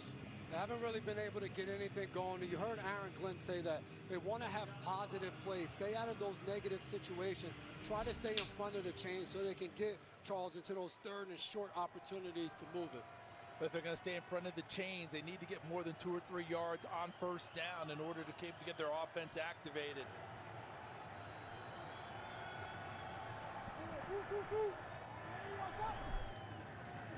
Herbert on second down slips a couple of tackles, but then tripped up by Maxwell, Hairston. Our run defense has been solid these last few games, though. So that's going to be interesting to see us in the playoffs, right? Because that's really been our kryptonite on defense. And it's exactly what you said at halftime when you said when a play comes yeah. away, just make Again, your play. here's one more thing I can add to the whole monologue I had That's your opportunity to come before up and get a guy on the ground. We saw that from him there.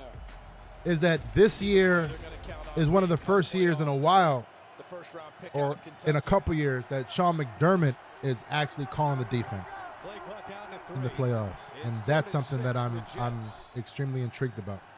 Cook looking sideline, and Williams makes I'm extremely intrigued about that aspect. Let's see. Short. It looks like it's going to be just short. It was a good catch along the sideline by Williams. It'll be 4th down and less than a yard. It's almost frustrating. Yeah, no bones says I'm actually kind of low-key hoping the Patriots lose to Miami, because then we get to send their asses home next week. Oh, okay, so that's what it is? So if the Dolphins lose, all right, so hold on. Let's actually bring that up. Let's bring it up. There's a quarterback sneak Hold on. It's 4th and inches. Let's see. Cook trying to do it again. There's some pushback this time. No, sir. He didn't get it. I don't think he got it. Nope, he didn't get it. Let's go. All right, so let's bring it up. Let's bring it up. See if I can. Aaron Glenn's team not able to convert on 4th and inches. A little extracurricular. Let's see if I can work some magic. And I've been a big proponent of this Jets offensive line throughout the game and throughout the season.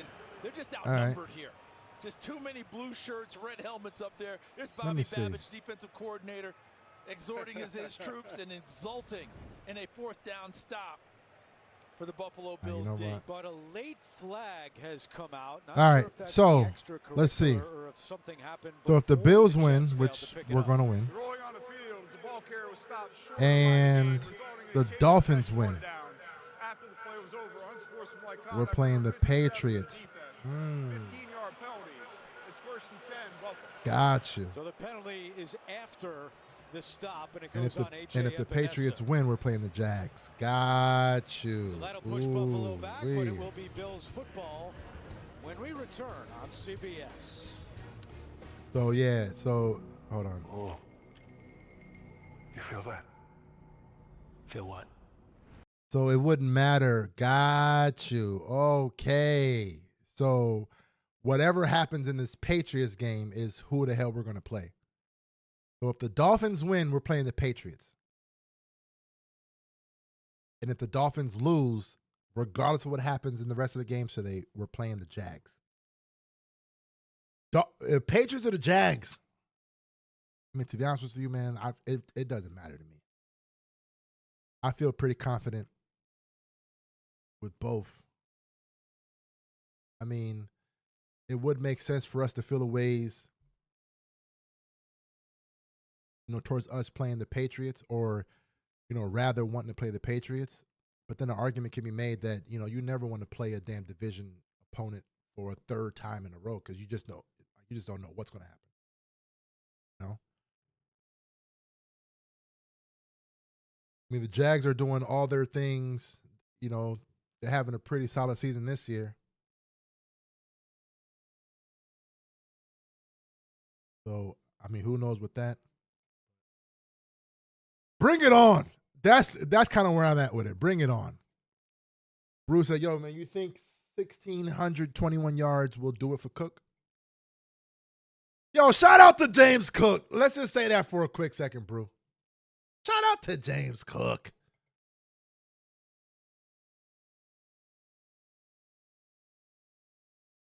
A running back that many didn't even want, which is the crazy. No, you're not going to pay him that much money. He doesn't deserve that. Came out the very next season, ended up having. So, again, hopefully at this point, the most rushing yards of any other running back in the league. End up ending the season with the rushing title. And I still think there's way more we can do with Cook.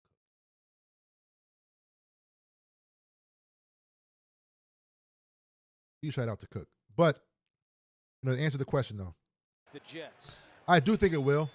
I do think it will. The Steelers' defense is pretty solid. And with Lamar coming back, Lamar always feels the need that like he wants to do it himself.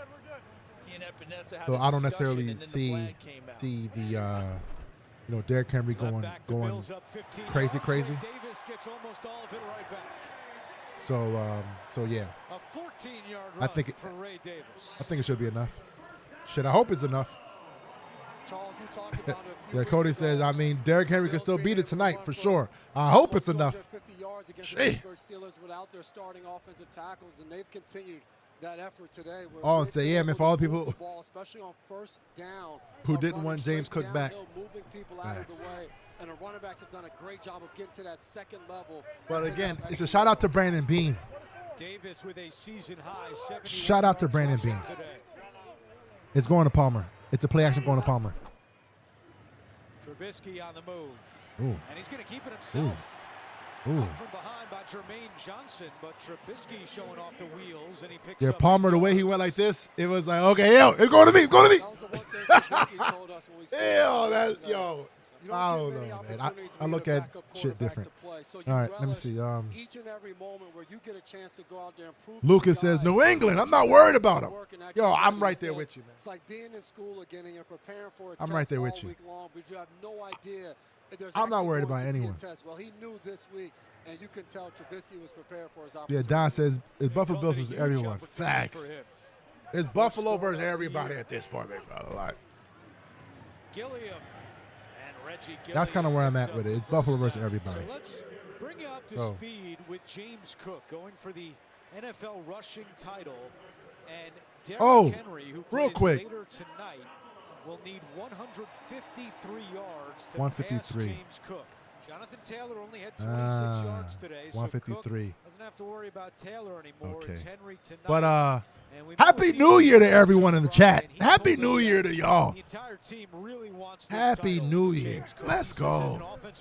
2026 is going to be an amazing year.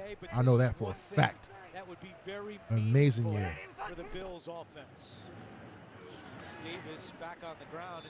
Dawkins also told us that James Cook called him Thursday night and said, I want this bad. And I think that goes back to AJ's. Don said, yo, man, how about going to Coleman over and over for a drive? No, I agree. Don, I agree with you. I agree with you. And again, I mean, just because. Why not? Hell yeah, Happy New Year to the chat. Yo, chat, smash the like just because it's the new year. Let's go. Come on, man. By James Cook nonetheless. How many likes do we have? Trubisky and oh my goodness, Quincy Williams.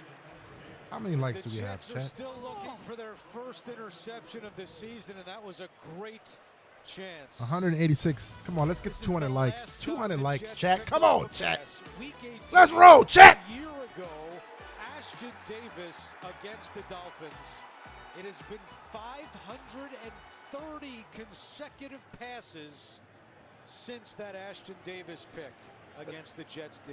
He was trying to do it essentially one-handed. Club on his hand. He's got a hand wrapped up as a club. So no excuses, Quincy. You got to catch that. We need an interception. Mr. Trubisky threw it to the right guy. Wide receiver. Caught by Gabe Davis for a Buffalo first. Again, our wide receivers can do something. Just throw him the ball. Throw an errant pass. Throw it to the guy with a club on one hand. He's gonna have a harder time catching it. This time he doesn't. I like how Mitch, throws it to Gabe looked Davis. Off. Remember, Gabe Davis came and was on the practice squad for And a then number of weeks hit with Buffalo, Davis. I like and that. is rounding into form. Yo, Davis low-key having a solid game. Not just the Low-key. fans knowing him from before, but Josh Allen knows him. And remember when he was big game Gabe? Yeah. In the playoffs, 201 yards against Kansas Hell yeah, City. the guy Gabe well Davis, over 100 getting his swagger Miami. back. He's This like, guy yo, knows man, how to perform in the likes of forget Brian. Keon. There it is. Come on. Give it to him, Keon. Okay. Now some discussion about where to spot the football. Hold on. They're going to put it down at the 1. Okay, go ahead, Keon. My man, get the swagger back. Get your swagger back. Documented the ups and downs of the season, being a healthy scratch multiple times. Let's go.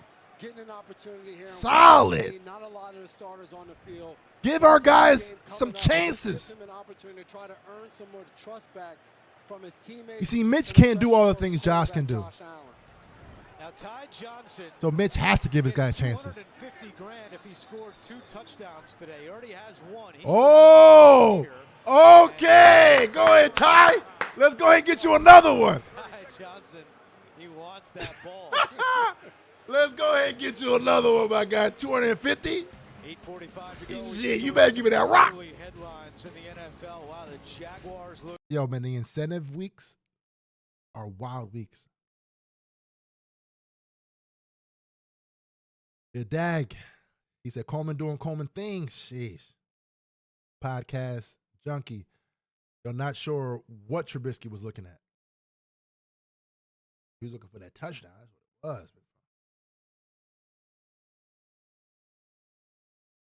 Yeah, BS said, yo, it's the best all-around game they played all year. It's a solid game. Solid. You know what Ty Johnson was telling them when they went back out there? Hey, Ty, do chill. Not check this play. Do not audible.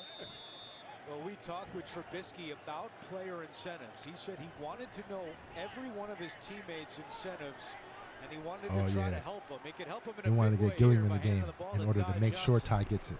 Instead, they gave it to Oh, Gilliam. hell no. And Gilliam still moving forward. Yo, if I'm Ty, I'm pissed. Yo, give me the ball. Let me get my monies. Okay, see, I don't think that's an incentive play. I think that's just a play as a reward for everything Gilliam has done all year long, blocking for everyone else. Joe Brady's like, all right, you had your Let me shot. get my money purse. Yeah, facts. Let me look at my play sheet now. Would have been Gilliam's first career rushing touchdown, but now he comes out.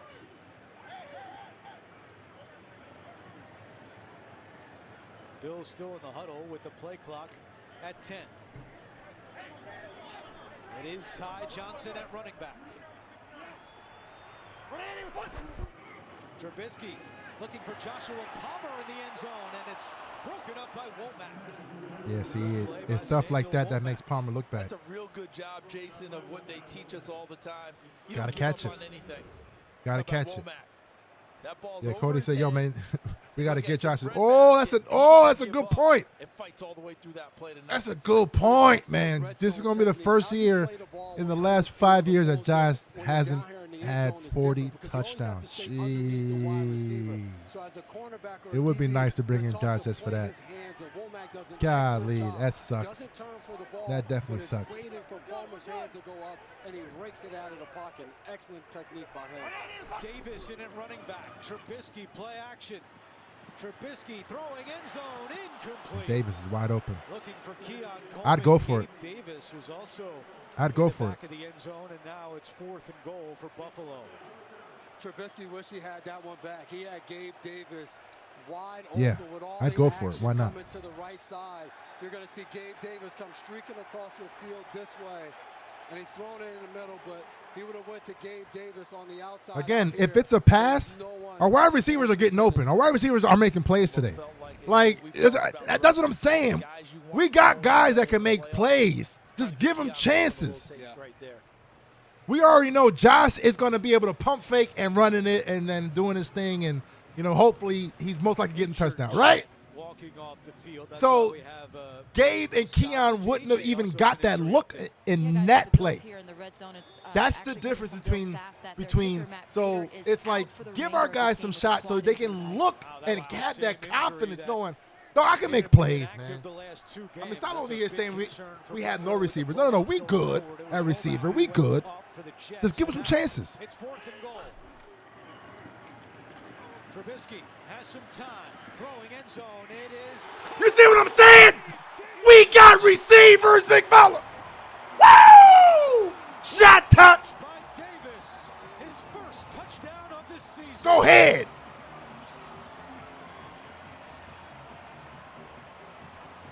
Yo, that was the most excitement I had. And now with Prater being ruled out, the Bills will stay on the field and go for 2. Oh, Prater ruled out? He shows up when the lights are the brightest. Look at this catch. Jasir Taylor playing the pocket, has his hands all in there. Gabe Davis, all hands catch, reaches out and snags that football. And when you make a touchdown catch like that, you can do whatever dance you want in the end zone. That, Charles, they call that the Dougie. There you go, bringing it back. That's back in our era there. Why is Prater out? When you're going for 2 here, you're almost feeling if you're Sean McDermott, somehow you want to get word to Aaron Glenn. I'm not trying to rub anything in here. My kicker's hurt. I've got to go for 2 here. Trubisky, Keon Coleman. Got it. Got it. Before that play, the Bills were just 1 for 7 on 2-point conversions this year. That was the worst in the NFL. But they get it done this time. And another receiver making a play for us.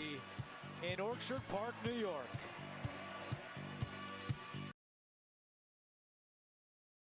Hey. What, quad injury? Oh, he's done. Golly. Old ass. His old ass. Yo. Oh, damn.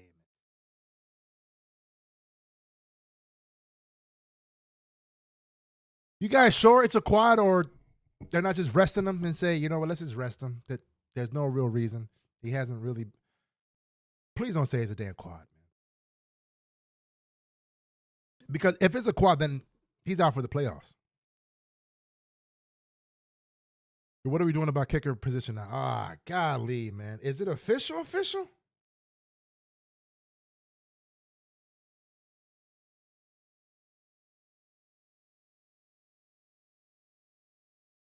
Oh, they said quad?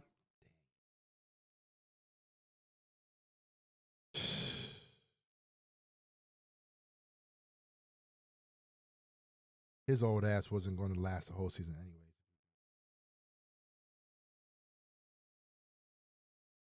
Matt Prater is out for the game with a quad injury. It's official. Golly. Kickers. Yo, to have to bring in a kicker right before the damn playoffs is wild. Wild. Sheesh.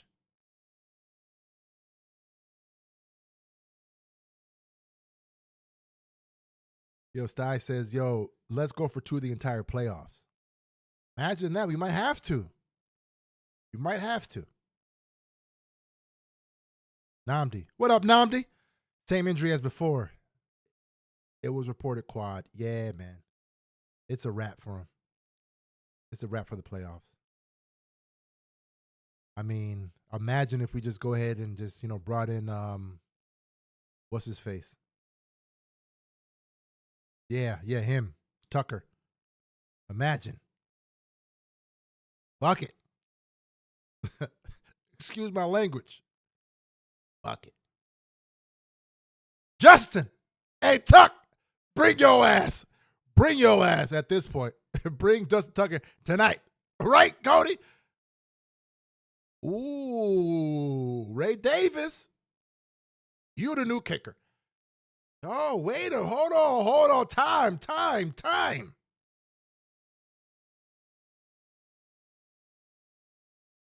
Maybe. But nah. down Bring in Tuck. at the 36 Bring in Tuck. yard line. You know, because Prater might be good from the extra points, Is now bigger than ever with but I don't necessarily trust Prater hitting 50-yarders. Give me Tuck. Glazer hosting Give me Tuck. Golden Globes live CBS next Give me Sunday Justin Tucker at and this point. streaming on Paramount Plus. Are you guilty or not guilty at this point? You know what I'm saying? The Jets have just been getting blown out. Were you out there doing some things that you weren't supposed to do? Or is it a rumor, Big Mo? 9-0. Trying to get Hey. some points on the board here midway through the third Jeez. quarter. How good was the massage? Justin Tucker. You know what I'm saying? Was it a massage or was it extra with it? Talk to me nice. Sheesh. That's Max Mitchell. That's where I'm at with it, man. That Aaron Glenn pointed to this week. Like, Bright spot for dog. the Jets after leading the league in penalties. We got a problem right now at kicker. Brought that down a bit. Glenn also was very pleased with the special teams Sheesh. and the running offense. Katana say Seventh in the Harrison NFL, Butker. But said the defense has to be better. I mean, isn't he with the passing Chiefs? Offense has to be better. A lot for the Jets to address here in the offseason as they inch closer to the number 2 draft pick. I don't know. All right, come on, D. Cook, too high. You know what? Mitchell. We need a pick. We need a Maxwell Hairston pick. NFL Today It- update. Here's Adam Shine. It makes the most sense. Oh, Cam Lewis is limping. 15 yards to Ramondre Stevenson. This was the ensuing drive after a Quinn Ewers red zone pick. 24-10, New England. And Laura said, yo, Pierre, you want what type of massage? I was just saying, listen, I'm just trying to see. Just show me what kind of massage we talk about. Travel to Jacksonville sometime next weekend. Right? Jeez. Second down and 15. Are we in the front room or the back room? Is that incomplete or is that a lateral?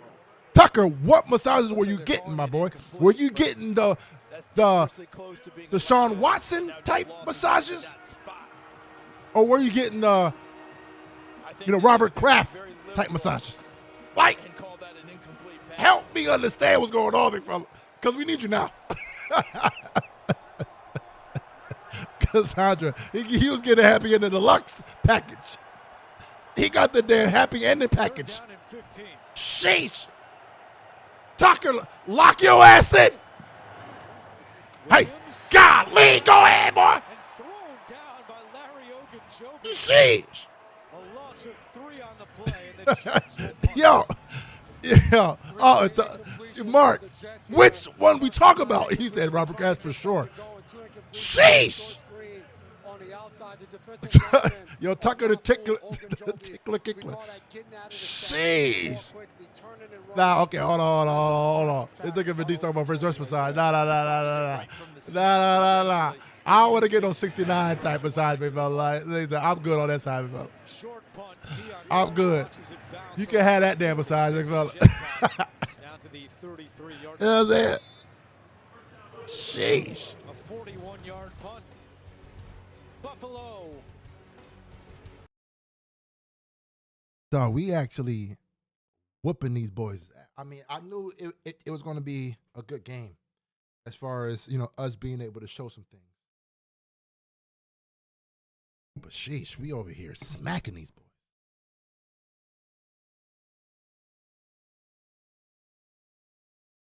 Yeah, Alpha said, yo, no, it's a regular massage. Wink, wink. Okay, you good. I said, that's where I'm at with it.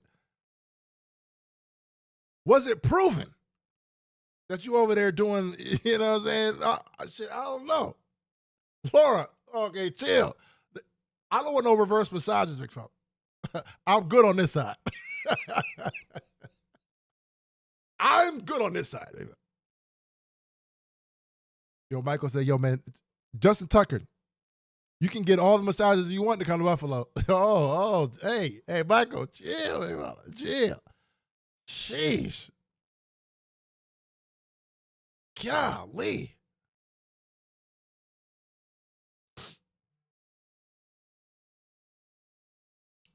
What up, my boy? Yo, Rick. What up, Rick? He said we tripping hard right now. Our king is alive. Yo, Buffalo Joe 18 says, yo, the Gabe against Jags revenge. Ooh.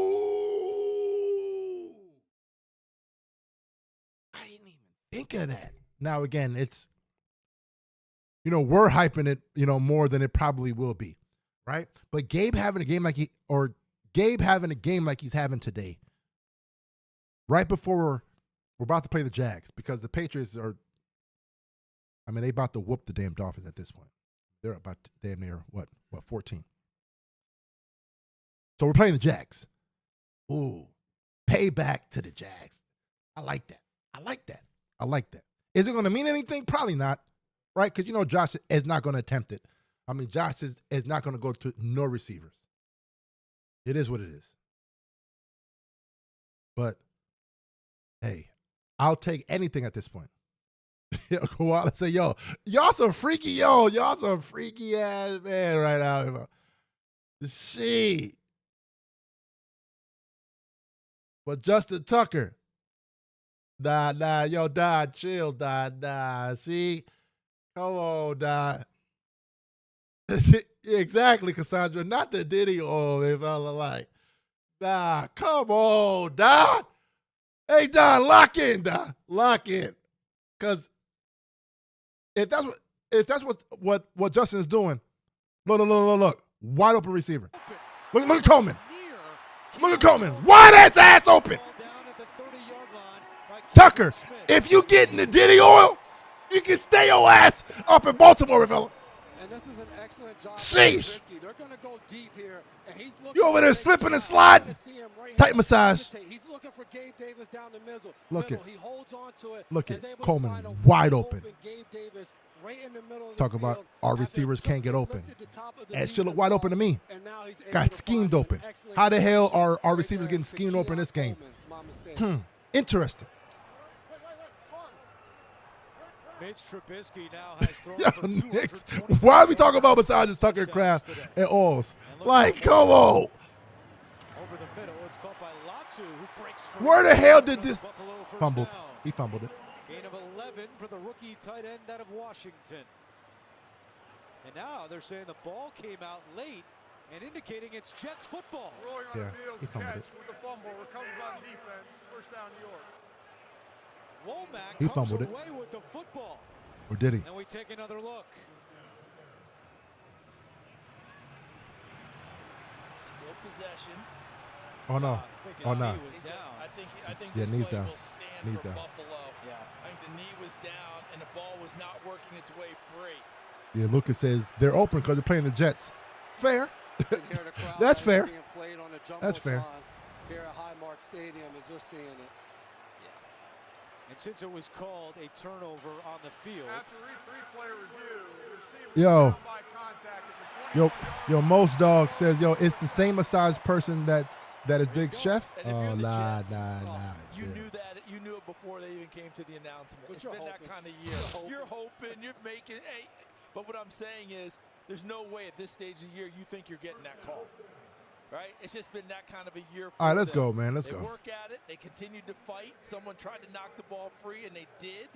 But it was too late because the knee was clearly down, and the ball was not working its way free prior to that moment. So first down and 10 for Buffalo. I want Ty Johnson to get his touchdown. Yo, this game is dragging. It's golly, we in the third quarter. I could have swore we in the fourth. Damn near game over. Let's go. Or am I tripping? This game is dragging. I'm sorry about that, Andrew. Yeah, Vadi said, yo, man, Mitch is playing for a job. He's playing solid right now. Aaron Glenn, we asked him about the Yo, Trubisky MVP next year. He said, look, yeah, we of course want the INT. Nah, Cody, start Mitch. Nah, chill. Nah. Only 4 this year. Nah, New York. come on. Looks like it'll be the fewest. Mitch will be the Jets quarterback next year. He did own up to, hey, it's not just bad luck. He's definitely playing for a job for sure. In order to take the ball away ourselves. This is exactly the game that he wants. Johnson now running left. Picks up the first down. Yo, man, Ty Johnson is low-key an amazing addition to this team.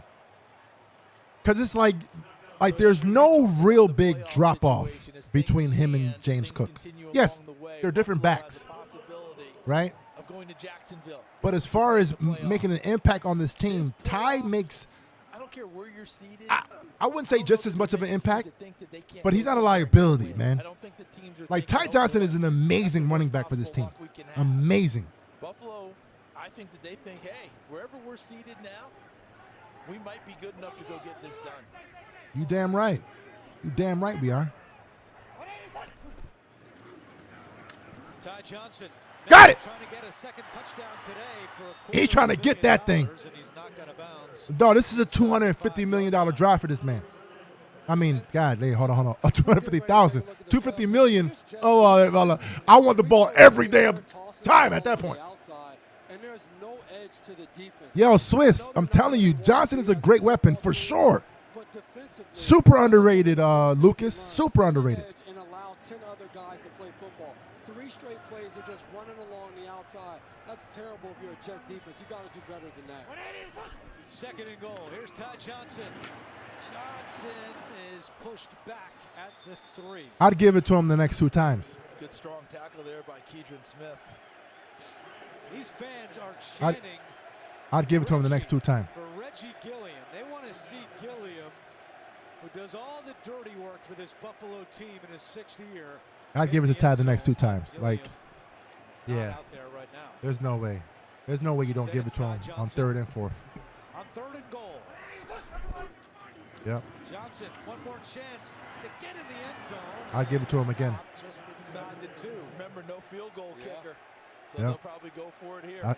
I'd give it to him again. Ray Davis, I'll pitch it to him. Kicked a field goal in the preseason. I'll pitch it to him. Also, in the scrimmage, Davis is coming out there, but I don't think it's the kick. I'm pretty sure it's the run. Oh. Davis was a high school okay, come on. kicker.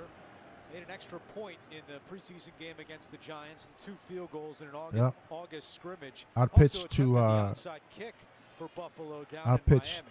to Ty Johnson. Justin Reed of the Saints should have a kickoff position. Oh, okay. It's going to be a fullback run to Ty Johnson. Right there. Johnson, can he squeeze through? Oh, he didn't get it. Not, and then Jets defense comes up with a goal line stand. Man, Ty, hey, you had your chance. Nice year for You had your chance, my guy. Okay. You must. It'll be that 250 ain't coming your way. We come back. I mean, that was kind of obvious, low key. Happened. But yeah, Koala, so creative, right? Sheesh.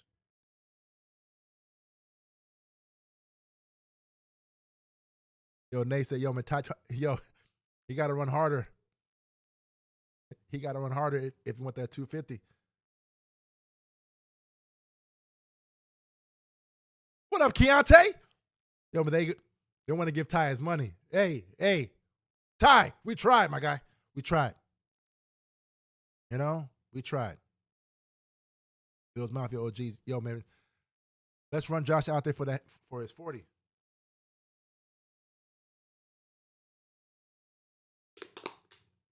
Nah, man, it's over for that.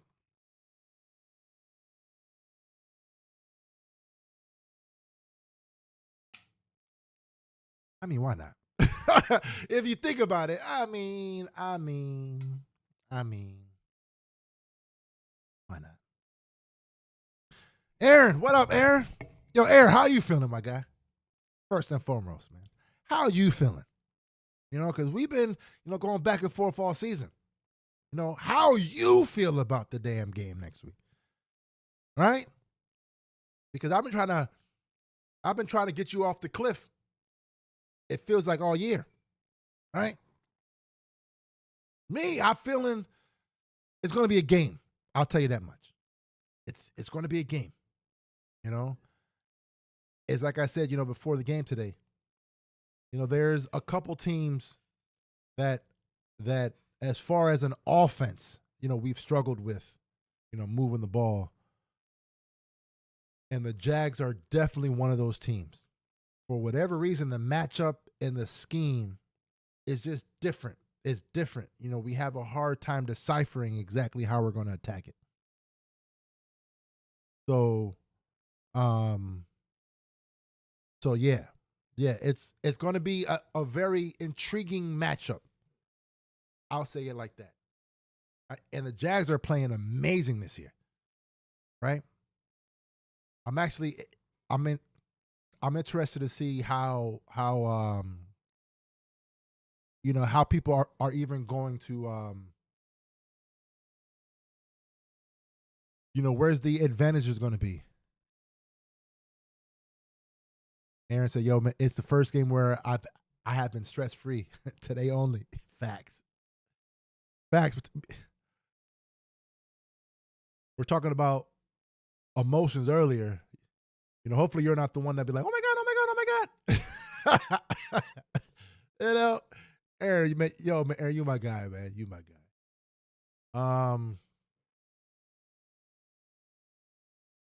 Jim Graham said, "Yo, Kingpin, at least it'll be warm down in Duval."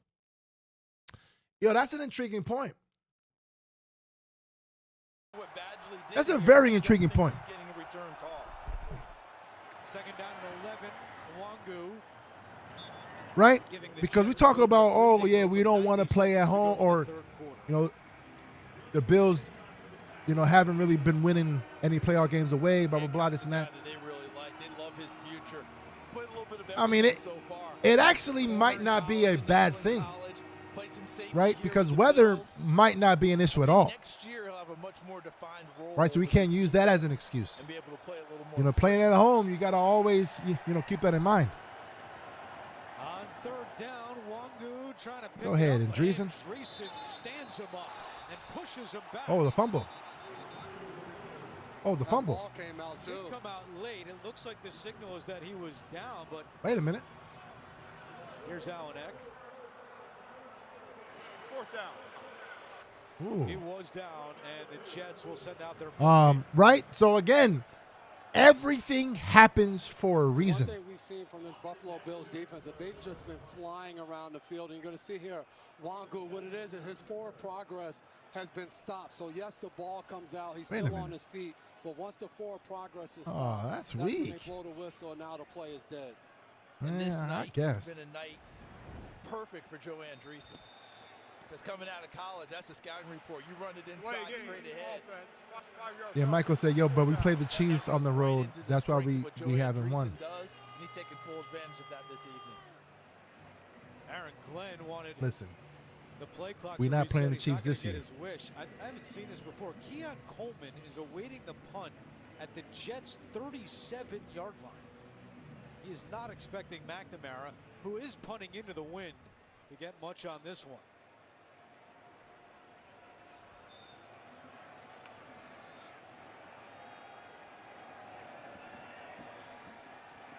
McNamara from his own end zone. It looks like a free safety on 4th and 30. And McNamara proves Coleman wrong, booting this one into Buffalo territory. Coleman fields it at the 43 and is down at the 45. So McNamara with a 50-yard punt. And that is the end of the third quarter, with Buffalo in front 20. Man, we just hit the fourth quarter. Sheesh. Can't feel like we're in overtime. Oh, the Cardinals. That's what I'm saying. Yo, man, football is an amazing sport, right? Hence, another reason why I've never been a fan of when fans be like, why are we, this game shouldn't be close because we're playing a bad team. Like, there's not really a bad team in the NFL. There's not really a bad team, if we're just being honest. Right? Because any team could beat any team on any given Sunday. I mean, the Cardinals are 3-13, and they're giving the Rams, who is arguably one of, if not the best team in the NFC, some fits right now. It's like you never know. You never know. You never know. Just win the damn game. I don't care how you win it. Just win it. Yo, Steve said, yo, I don't know how I'm feeling. I'm not feeling good about the Jags. It's gonna be a game. All the emotions are definitely coming out for sure. Alton said, yo, yeah, this game is dragging its ass. This game is dragging right now. Yeah, Bella Rose. Yeah, thanks for all the great content this season. Let's go Buffalo all the way to the Super Bowl. Hey, Bella, thanks for you. Thanks. Listen, thanks to the entire chat, man. Thanks to Bills Mafia. Thanks all you guys for, putting up with my crazy ass all year. All the woo, right? That's all I see on X. It's like, yo, man, that damn woo be, yo. You shout out to y'all, man. Putting up with me. It's playoff time now. And that right there is exciting. Yo, Stark says, wait a minute, there is a bad team. The Jets. Okay, there's probably one. Right? But, yo, it's playoff time now. I'm excited for that. I'm excited for that, man. As a fan, again, we just talked about being in a 17-year drought. The fact that we're in the playoffs every year, now, any given Sunday, any given year could be the year at this point. Let's roll. At Highmark as we start the fourth. And it's Davis on first down. Davis with a first down run. Yo, Davis is balling today. Close to the 30-yard line for a gain of 23. And now here in the broadcast, any given year at this point. Davis, I'm Andrew Catalan. An emotional day here at Highmark for these fans, but also we want to send out our guy. I appreciate you, Bella Rose. I appreciate you. Game today for CBS.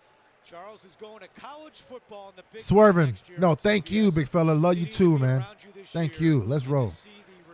That all these coaches and players have for you. Sweat, Kingpin, and yo, it's been an honor for putting up.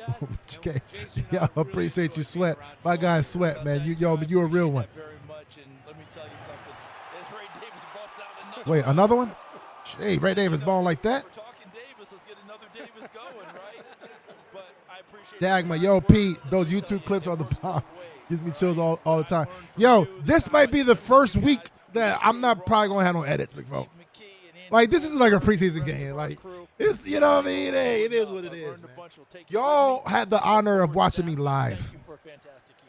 This may very well be the 1 week that I don't put out an edit. And I'm sure y'all understand. Just watch how you do things. It's been an honor, my friend. But yeah, man, shout out to you. Come on, cuz. Oh, sorry about that. Ray Davis needed to take one in for Charles Davis. DT Smith. As we check in with AJ. Nah, shout out to you, big fella. I wanted to thank Charles for being the ultimate teammate, the epitome of a professional. We will truly miss you. GQ Bob. Yo, the Jaguar Stadium is about to be filled with 70% Bills Mafia. We taking over that stadium. And that's another thing. Are these going to be away games for real, for real? Sheesh. Yo, it's going to be an amazing-ass game. I ain't going to lie. Ray Davis, who's in at running back on second down. Hold on real quick. Let me see this. And give to Davis. Inside the 10, and he picks up a first down for Buffalo. What up, Joshua? He said, yo, I'm not afraid of the Jags. Lawrence isn't that guy. And the Jags haven't played Josh Allen. We're winning 31-17 next week. Super Bowl 60 win incoming. Go ahead, Josh. That's what I like. That's what I like right there. That's the type of energy I like before the playoffs. Not we afraid of nothing. Nah, we ain't afraid of nothing. That's what I like. Yo, Koala, it's Pierre's bye week. For sure. This is a bye week for me. Ain't nobody got time for that edit. Got him. Oh! Oh, he got it! Okay! Shot that! My man got his money! Yes, sir! Shout out to Joe Brady for that. Dog, I'm going to get you your money, my guy. That's beautiful. That's beautiful. Available to be made, and it's just not made again. And there's Joe Brady. Yeah, look at Joe. He know I got you, dog. I got you. That's dope. And Buffalo at full strength, Not someone anyone really truly wants to say, hey, give us the Bills. They'd prefer to avoid them too. Again, without a kicker, so they will go for 2. Trubisky. Buying time, now in trouble, throws, and it's incomplete. Jamie and Sherwood got a hand on it for the Jets, but Bills just having their way with... Yo, just real quick, I'm actually interested. What are the stats on the day? Check it out real quick. So let's pull it up. All right. So as far as stats, right? We have Mr. Trubisky is 21 for 28, 245 yards, and 4 touchdowns. Golly! 4 touchdowns. All right? All passing, of course, because you know his ass ain't going to run. Ray Davis, 15 attempts for 118. Ty Johnson has 1 rushing touchdown and 1 receiving, of course, as we just saw. As far as the receivers, we have Coleman 2 for 49. Dalton Kincaid is 3 for 48. Gabe Davis 5 for 41. Dawson Knox 2 for 24. So as far as receiving, 245 yards receiving, or I mean passing, of course, passing. That's solid, man, for the offense. That's super solid. Again, it's all about, getting your mojo back as the other pieces. Josh is going to be Josh. But Josh, he needed to see all his guys, mentally be in a better spot going into the playoffs. So, hey, I like it. I'll take it. Yo, Flex. He said, yo, Kingpin, you have my goddaughter yelling shot time. Let's go, baby girl. Shot time. Let's do it. Now, it better be some water or something, or some damn juice. I mean, I don't know how old she is, but shout out to you. Shout out to you. I mean, apparently, according to, the damn poll today, I'm taking shots of water myself. Don, Bills are battle tested. Yo, beautiful comment. This is what I'm saying. Bills are battle tested. These other teams aren't. That's the reason why I'm feeling better about this run than I am any other run. It's because this regular season has shown me that fact. We're battle tested, man. We went through war this year. It wasn't easy this year. A 49-yard return. We won 12 games this season, and it didn't even look easy any of the damn weeks. So that, along with what we've been doing in the playoffs the last few years, it's like, man, it just feels good knowing that we're going into the playoffs mentally right. We have been prepared at this point mentally to go in knowing that we're mentally not going to choke. Brady Cook is 7 of 16 for 28 yards passing. Trying to add to his total here, and it's nearly intercepted. That's the main thing. I know that we're mentally not going to choke in the playoffs. If the other team ends up being the better team, fine.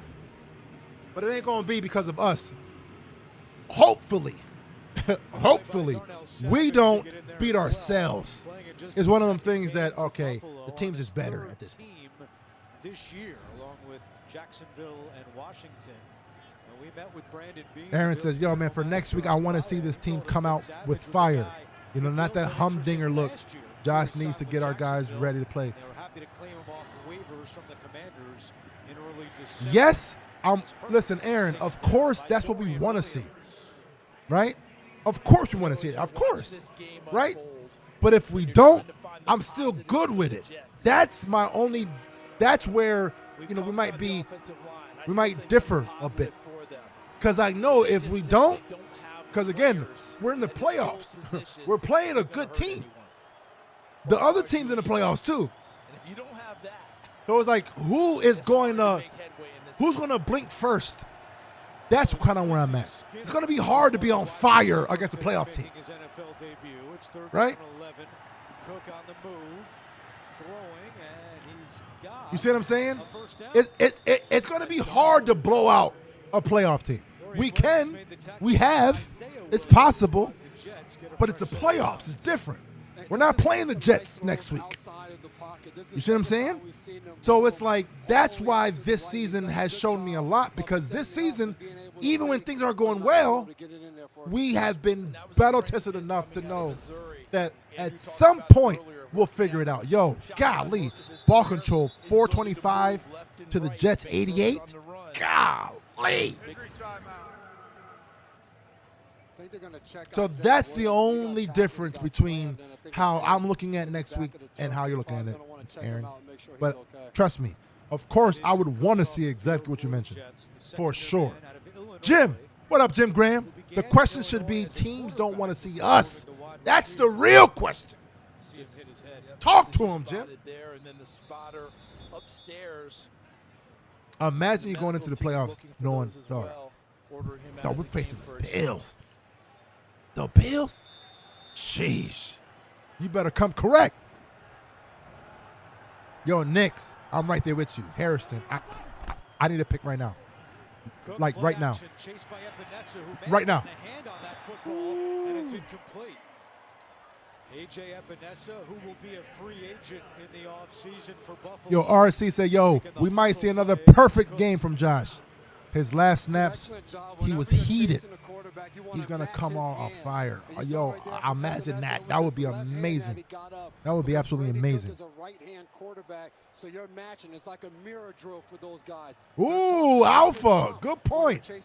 Does Judon play next week? Stay on the ground, mirror the arm, and continue to It's something to consider for sure. I forgot we even had his ass. Quick pass to Mechie, who makes the catch, turns upfield. Yo, and Dreesen's having a solid game, man. John Mechie and Adonai Mitchell, both mid-season pickups for New York. And yeah, Melissa Stage is calling it now. Bills Seahawks Super Bowl. Yo, the Seahawks looking good, man.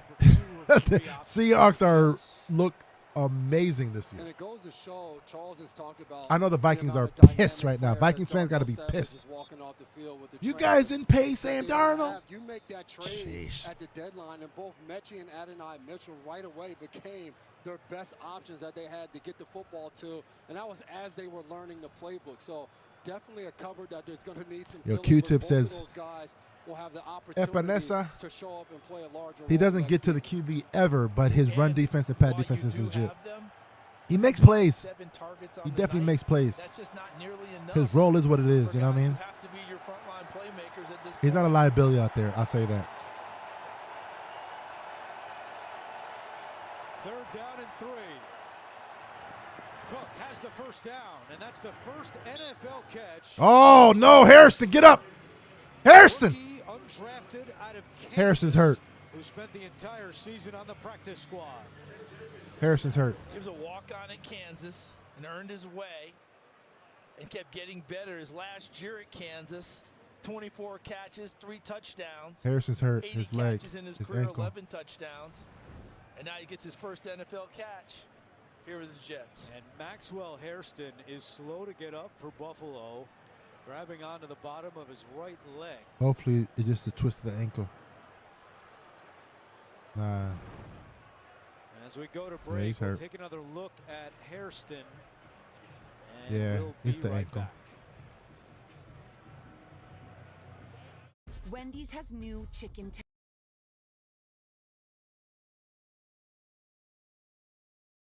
Yeah, RX says, yo, man, why is Hairston even out there right now? I mean, you kind of have to give him his reps, man. I mean, I'm a fan with yeah, nah, I'm right there with you. at this point, it's like, all right, man, you're showing enough. Only because of the what if there's an injury at corner. I'm a fan of, Trey White being out there. Him and Benford. I mean, Trey White has had a solid-ass season. But, man, I mean, hopefully it's just exactly, Nay. Hopefully it's just a twisted ankle. A quick little twist. All right, you know what? I'm probably not going to play that much next week anyways. So just, hopefully. But sheesh. Yeah, Rick says, yeah, man, sitting out Josh will make him hungry. We should be good, man. We should be good.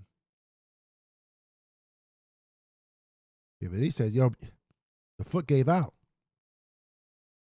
Yeah, I don't know, man. It's Unreal Estate Agent.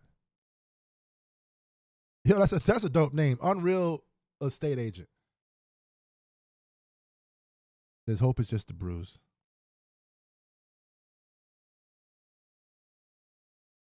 Yeah, died. Facts. This is kind of where I'm at. He said, yo, man, you can't say everyone, but golly. Hey.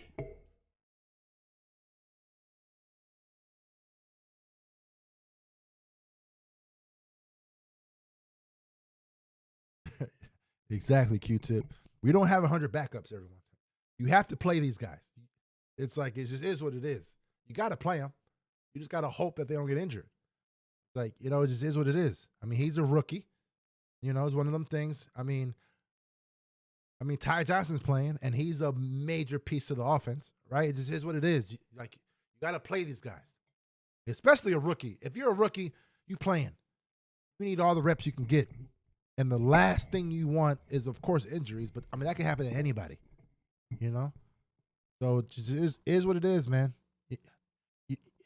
I mean, there's hope that it's not bad. I mean, Nate says, yo, I think he's fine. Hopefully. Mark, he grabbed his knee. Uh-oh. I didn't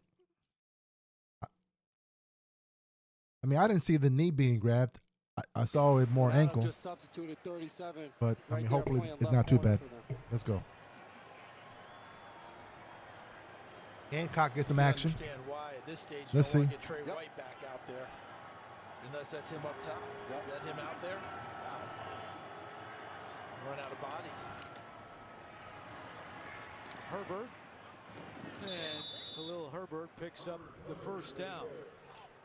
I mean, Dorian's out there, and Dorian gets many snaps. Is what it is. I mean, you only play what 45? Play 45 or 44, right? Yeah, 45 or no, 46. You play 46 in the game. Hey, it is what it is. You got to play at this point. I know it feels like a preseason, but it's not a preseason. You don't get 90 players. Let's go. Right down to the red helmets today for the Bills. First time they've worn those since 2010. Of course, that was their look during their heyday when they went to 4 straight Super Bowls. And now we've got a little jawing and talking and pushing with multiple penalty markers down on the field.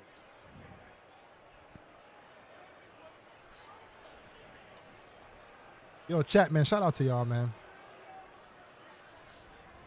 Let me see how many likes we have to end off the season.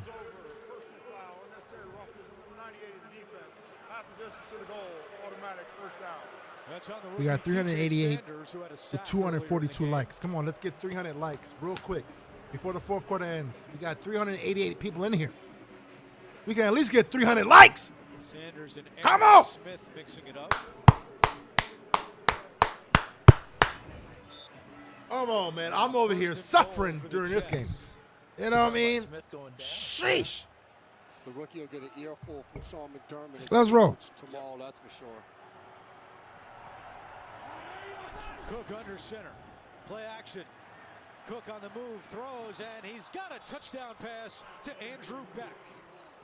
His second touchdown of the season, and the Jets avoid the shutout here in Orchard Park. let me see what's up with my second touchdown pass of the year. Yo, I think I might have hit.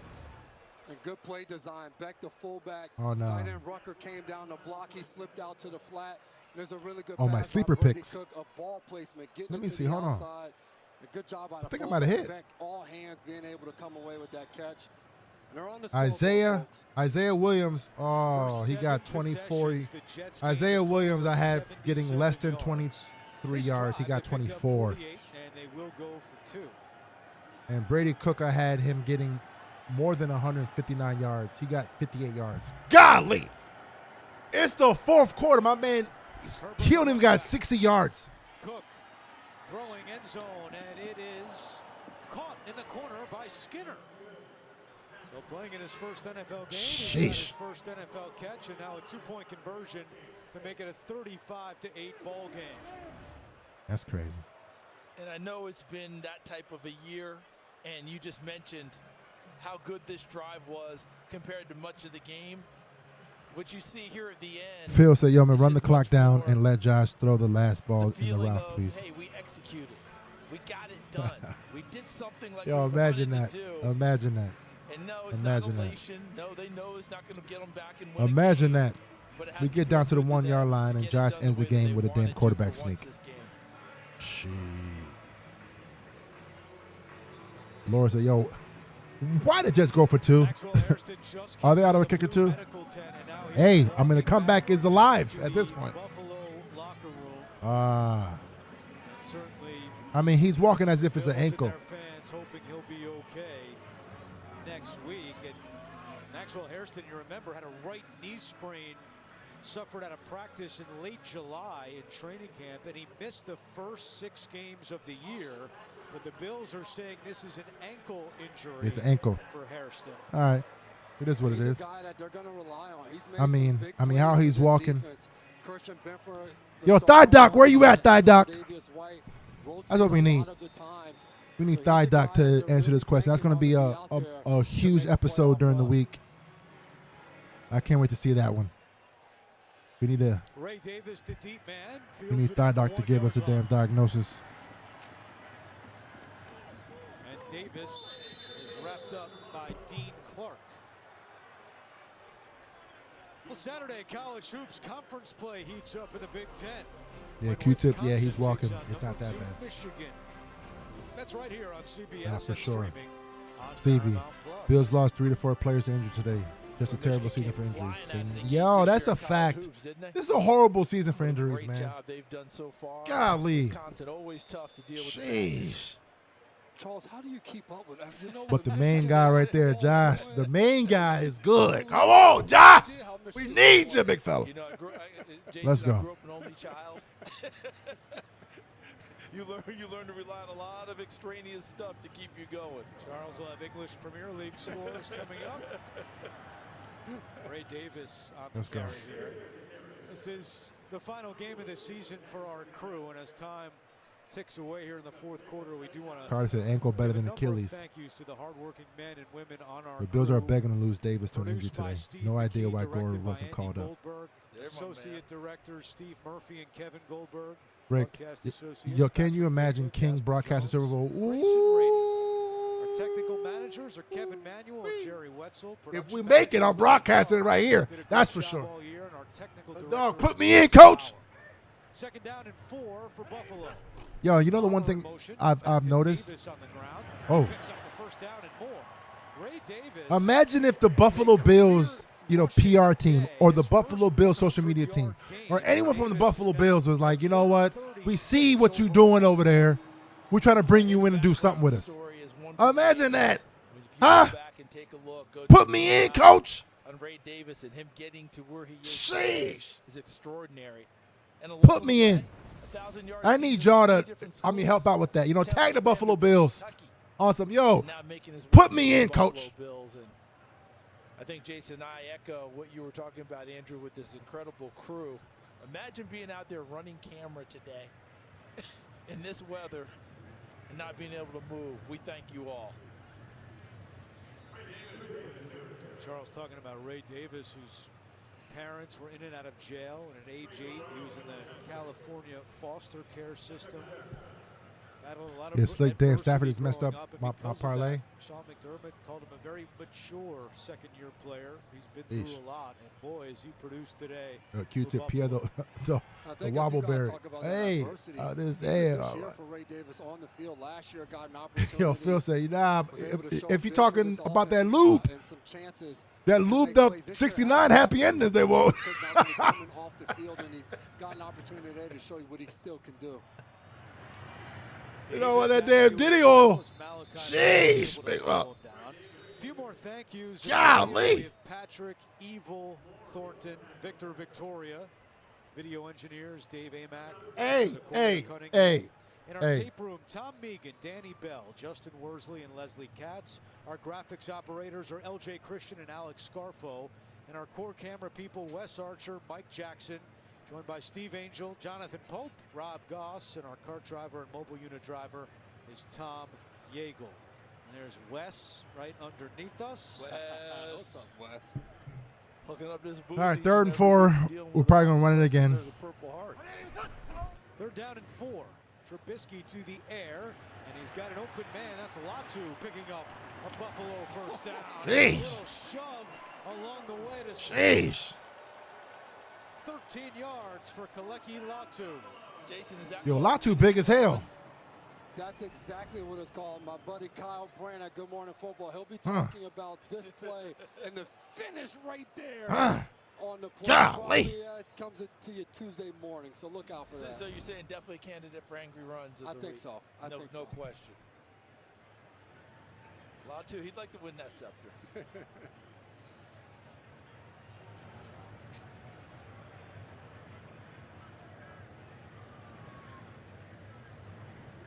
Oh. Yo, this Bears-Lions game is crazy right now. Sherwood signed that big contract back in March, 3 years, $45 million. Hey, Chad, talk to me, Chad, because this game is. Number of tackles this year. Entered the day 6th in the NFL. Walter, yo, let some fans come out and run the rock a few times for the memories. Imagine that.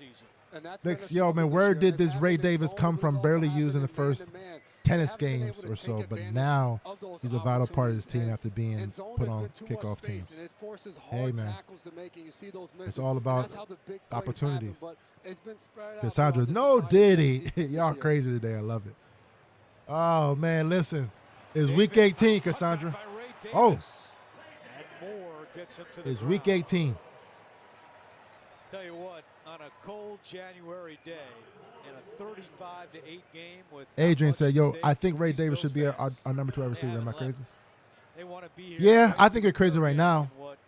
Looks to be the final game I don't necessarily think that Ty Johnson as we rolled in and realized there are a lot of people here has done anything to be able to lose his spot. I mean, Cook is definitely. I mean, he's the clear. Remember, we're playing the Jets, right? You're doing your tailgating. I'm not hating on Ray. They don't want to leave this stadium. This is a communal event for them. I think as of right now, share it with each other. I mean, Ty number 2, and he should be. And they're still waiting for Mr. Brightside. He should be. So I mean, they're not going anywhere. He brings more to the table right now than Ray Davis. Right now. Ray Davis isn't going anywhere either. He's had one heck of a game. And you notice he's not tapping his helmet to come out either. He just keep giving me the ball. But yeah, chat, listen. You know, tag the Buffalo Bills and say, yo, Buffalo. Trubisky looks like he's going to take this clock down as far as he can, but it won't get him to the hook your boy up, man. Going to have to run one more play. Put me in, coach. With the play clock winding down. And Johnson picks up the first down. And that should take us to the 2-minute warning. And they are about to turn off the lights at Highmark Stadium.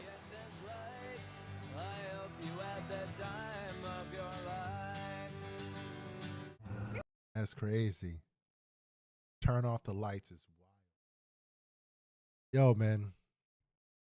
Huge shout out to Ralph Wilson. No, Ralph Wilson back in what? In 1960, he decided to, for financial reasons, he decided to, bring or have a team in Buffalo, keep a team in Buffalo. Perry Pegula says, we're not moving the team. We're keeping the team in Buffalo. There's a lot of memories at that stadium. Great memories in general, right? Because I feel like all memories are good memories. Because time is something that we don't get back. We don't get back time. So you should always, find ways to cherish every memory, good and bad, and learn from both of them. And use those memories to make, better memories in the future. I don't want to get all sentimental, but it's the truth, man. The most valuable thing in the world that people sometimes takes for granted is time. That's the only thing you can't get back. That's the only thing that you sit back and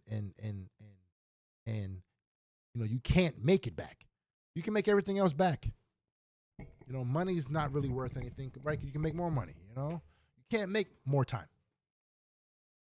And that's why health is important, right? So you can be able to use up as much time as you can, but you can't go back and get time back, right? So it's all about how you experience and enjoy the time that you're currently in now. Because this game, Week 18, where we're out here waxing the Jets, we will never have a chance to be able to go back in time and play this game again in Highmark Stadium or in Ralph Wilson Stadium. Every time I sit here and say, listen, I don't understand why fans aren't embracing this team for whatever reason, all this and that. Listen, there's going to be a time where Josh is gone. McDermott being gone.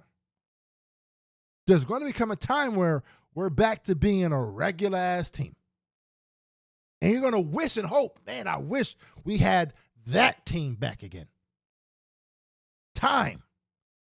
How are you willing to, go about and live out your time in this life, man?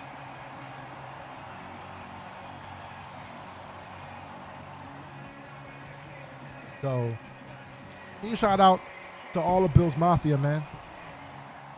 And now everyone back live on their feet, celebrating. You shout out to all the Bills Mafia, man, because we experienced our time together on these streams the last 4 years now. And we have been able to embrace a lot of memories, a lot of great days, a lot of great times. And we were able to experience a lot, man. So huge shout out to everyone who has been with us, and not just me, the Buffalo Fanatics brand in general. Huge shout out to everyone, and that's it. Damn. Is there a scarier? I mean, how they gonna cut off the game like that? Like, they just cut it out. Like, oh, we're done. But huge shout out to everyone, man. It's gonna be an amazing playoffs. 4 games left for us to be able to hold that banner up in going into the new stadium. It's go time at this point. It's go time. Enough with enough. We here now. Yo, Wayne said, yo, man, your speech just made somebody out there put down their bottle of Henny and pick up some damn dumbbells. Facts! Yo, Wayman. Telling you, man. All we got is time. No, the one thing we don't have is time, big fella. Lock the hell in. It's the new year. Everyone, listen, I said it today. There shouldn't be a New Year's resolution. There really shouldn't be if you think about it. A New Year's resolution is for those people that haven't been locking in. Because if you lock in, you are already becoming who the hell you want to become. A resolution is like, okay. I haven't been doing what the fuck I'm supposed to be doing. Now I'm going to do it. You're just talking at that point. Stop talking and let's go. Because you don't have that much time left. And again, I don't want to get all crazy, but hey, I'm real big on life in general, man. We got one time to do this thing. It's either going to lock in and do it right, or you're going to wish that you did. I mean, that's why I fan this team how I fan it. How the hell am I going to sit here and cry about every bad thing that happened, knowing damn well that, one, I've seen worse, and two, this is the only time I'm going to have to really embrace a team that I know it's good. I know we got a good team. I'm not going to sit here and listen. I go back to Michael Jordan. I say this all the time. I'm old enough to have seen Michael Jordan in his prime. And I hated on him. I say it all the time. I hated on Jordan just because I wanted to hate. Just because he was too good, and I wanted to find reasons why he wasn't good. And I hated on it. I never really was admiring greatness in the prime. I was watching him in his prime, and I hated on it. Wasted a valuable, and that taught me, and ever since then, I completely switched. Nope. If there's greatness happening, I'm in. I'm all in. Because I'll never see this again. Or I'll never be able to go back and be like, damn. Now I'm seeing it all. And I'm loving it all. I'm embracing it all. Josh Allen is greatness. I'm embracing it and loving it all now. Right now. In the prime. It is what it is. But chat, Bills win 35-6. We here now. Huge shout out to the Buffalo Bills this year. Ended up winning 12 games. If you were to go into the offseason when everyone's doing the record predictions, you would hope that we win at least 12. So huge shout out to the damn Buffalo Bills. Huge shout out to Bills Mafia. Huge shout out to Ralph Wilson Stadium and those and all those, especially those that go to all the games. You know, LaShawn and a lot of the Bills Mafia members that go to every game. Shout out to y'all. I'ma see y'all. Oh, my bad. It's 35-8. 6-8 is all the same thing. But like GQ Bob says, it's playoff time right now. Shot time. Let's take a shot for the win. Take a shot for the win. Hey, make sure when you guys sign off, you go ahead and smash the like. Next week is a different week. You see, this week was more so, reminiscing. I'm over here giving y'all life lessons and shit. Unc over here, trying to bless y'all YNs out there.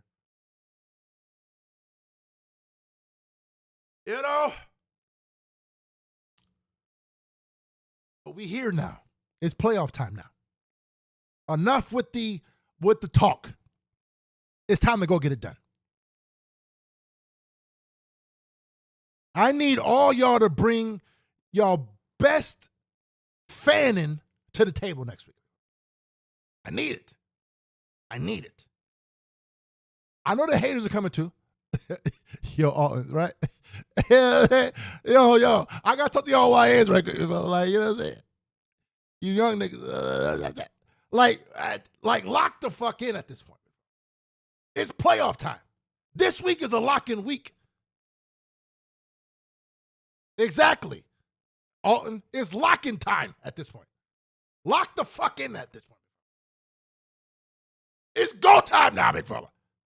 I don't want to hear nothing about who will. No, shut the hell up and lock the hell in. That's it. There's no other way. We here now. We trying to get the chip. Now, we trying to put a banner in the stadium in the new stadium. Imagine that. That's how you want to, christen in the stadium. We go to a new stadium and put a banner in that bitch. That's where I'm at. We end off a new stadium or an old stadium and come into a new stadium with a banner in that bitch. Who with me? If you with me, smash the damn like. It's go time at this point. Make sure you guys tune in to the Rico Report or the Rico and Bot postgame report. But make sure you lock in and make sure that they lock in as well. We got to all hold each other accountable at this point. Let's go get what the hell we supposed to be. We should have gotten. This is the year. This is the damn year, big bro. Hear me once and hear me twice. This is the damn year. Enough is enough. Are you with me or are you with me?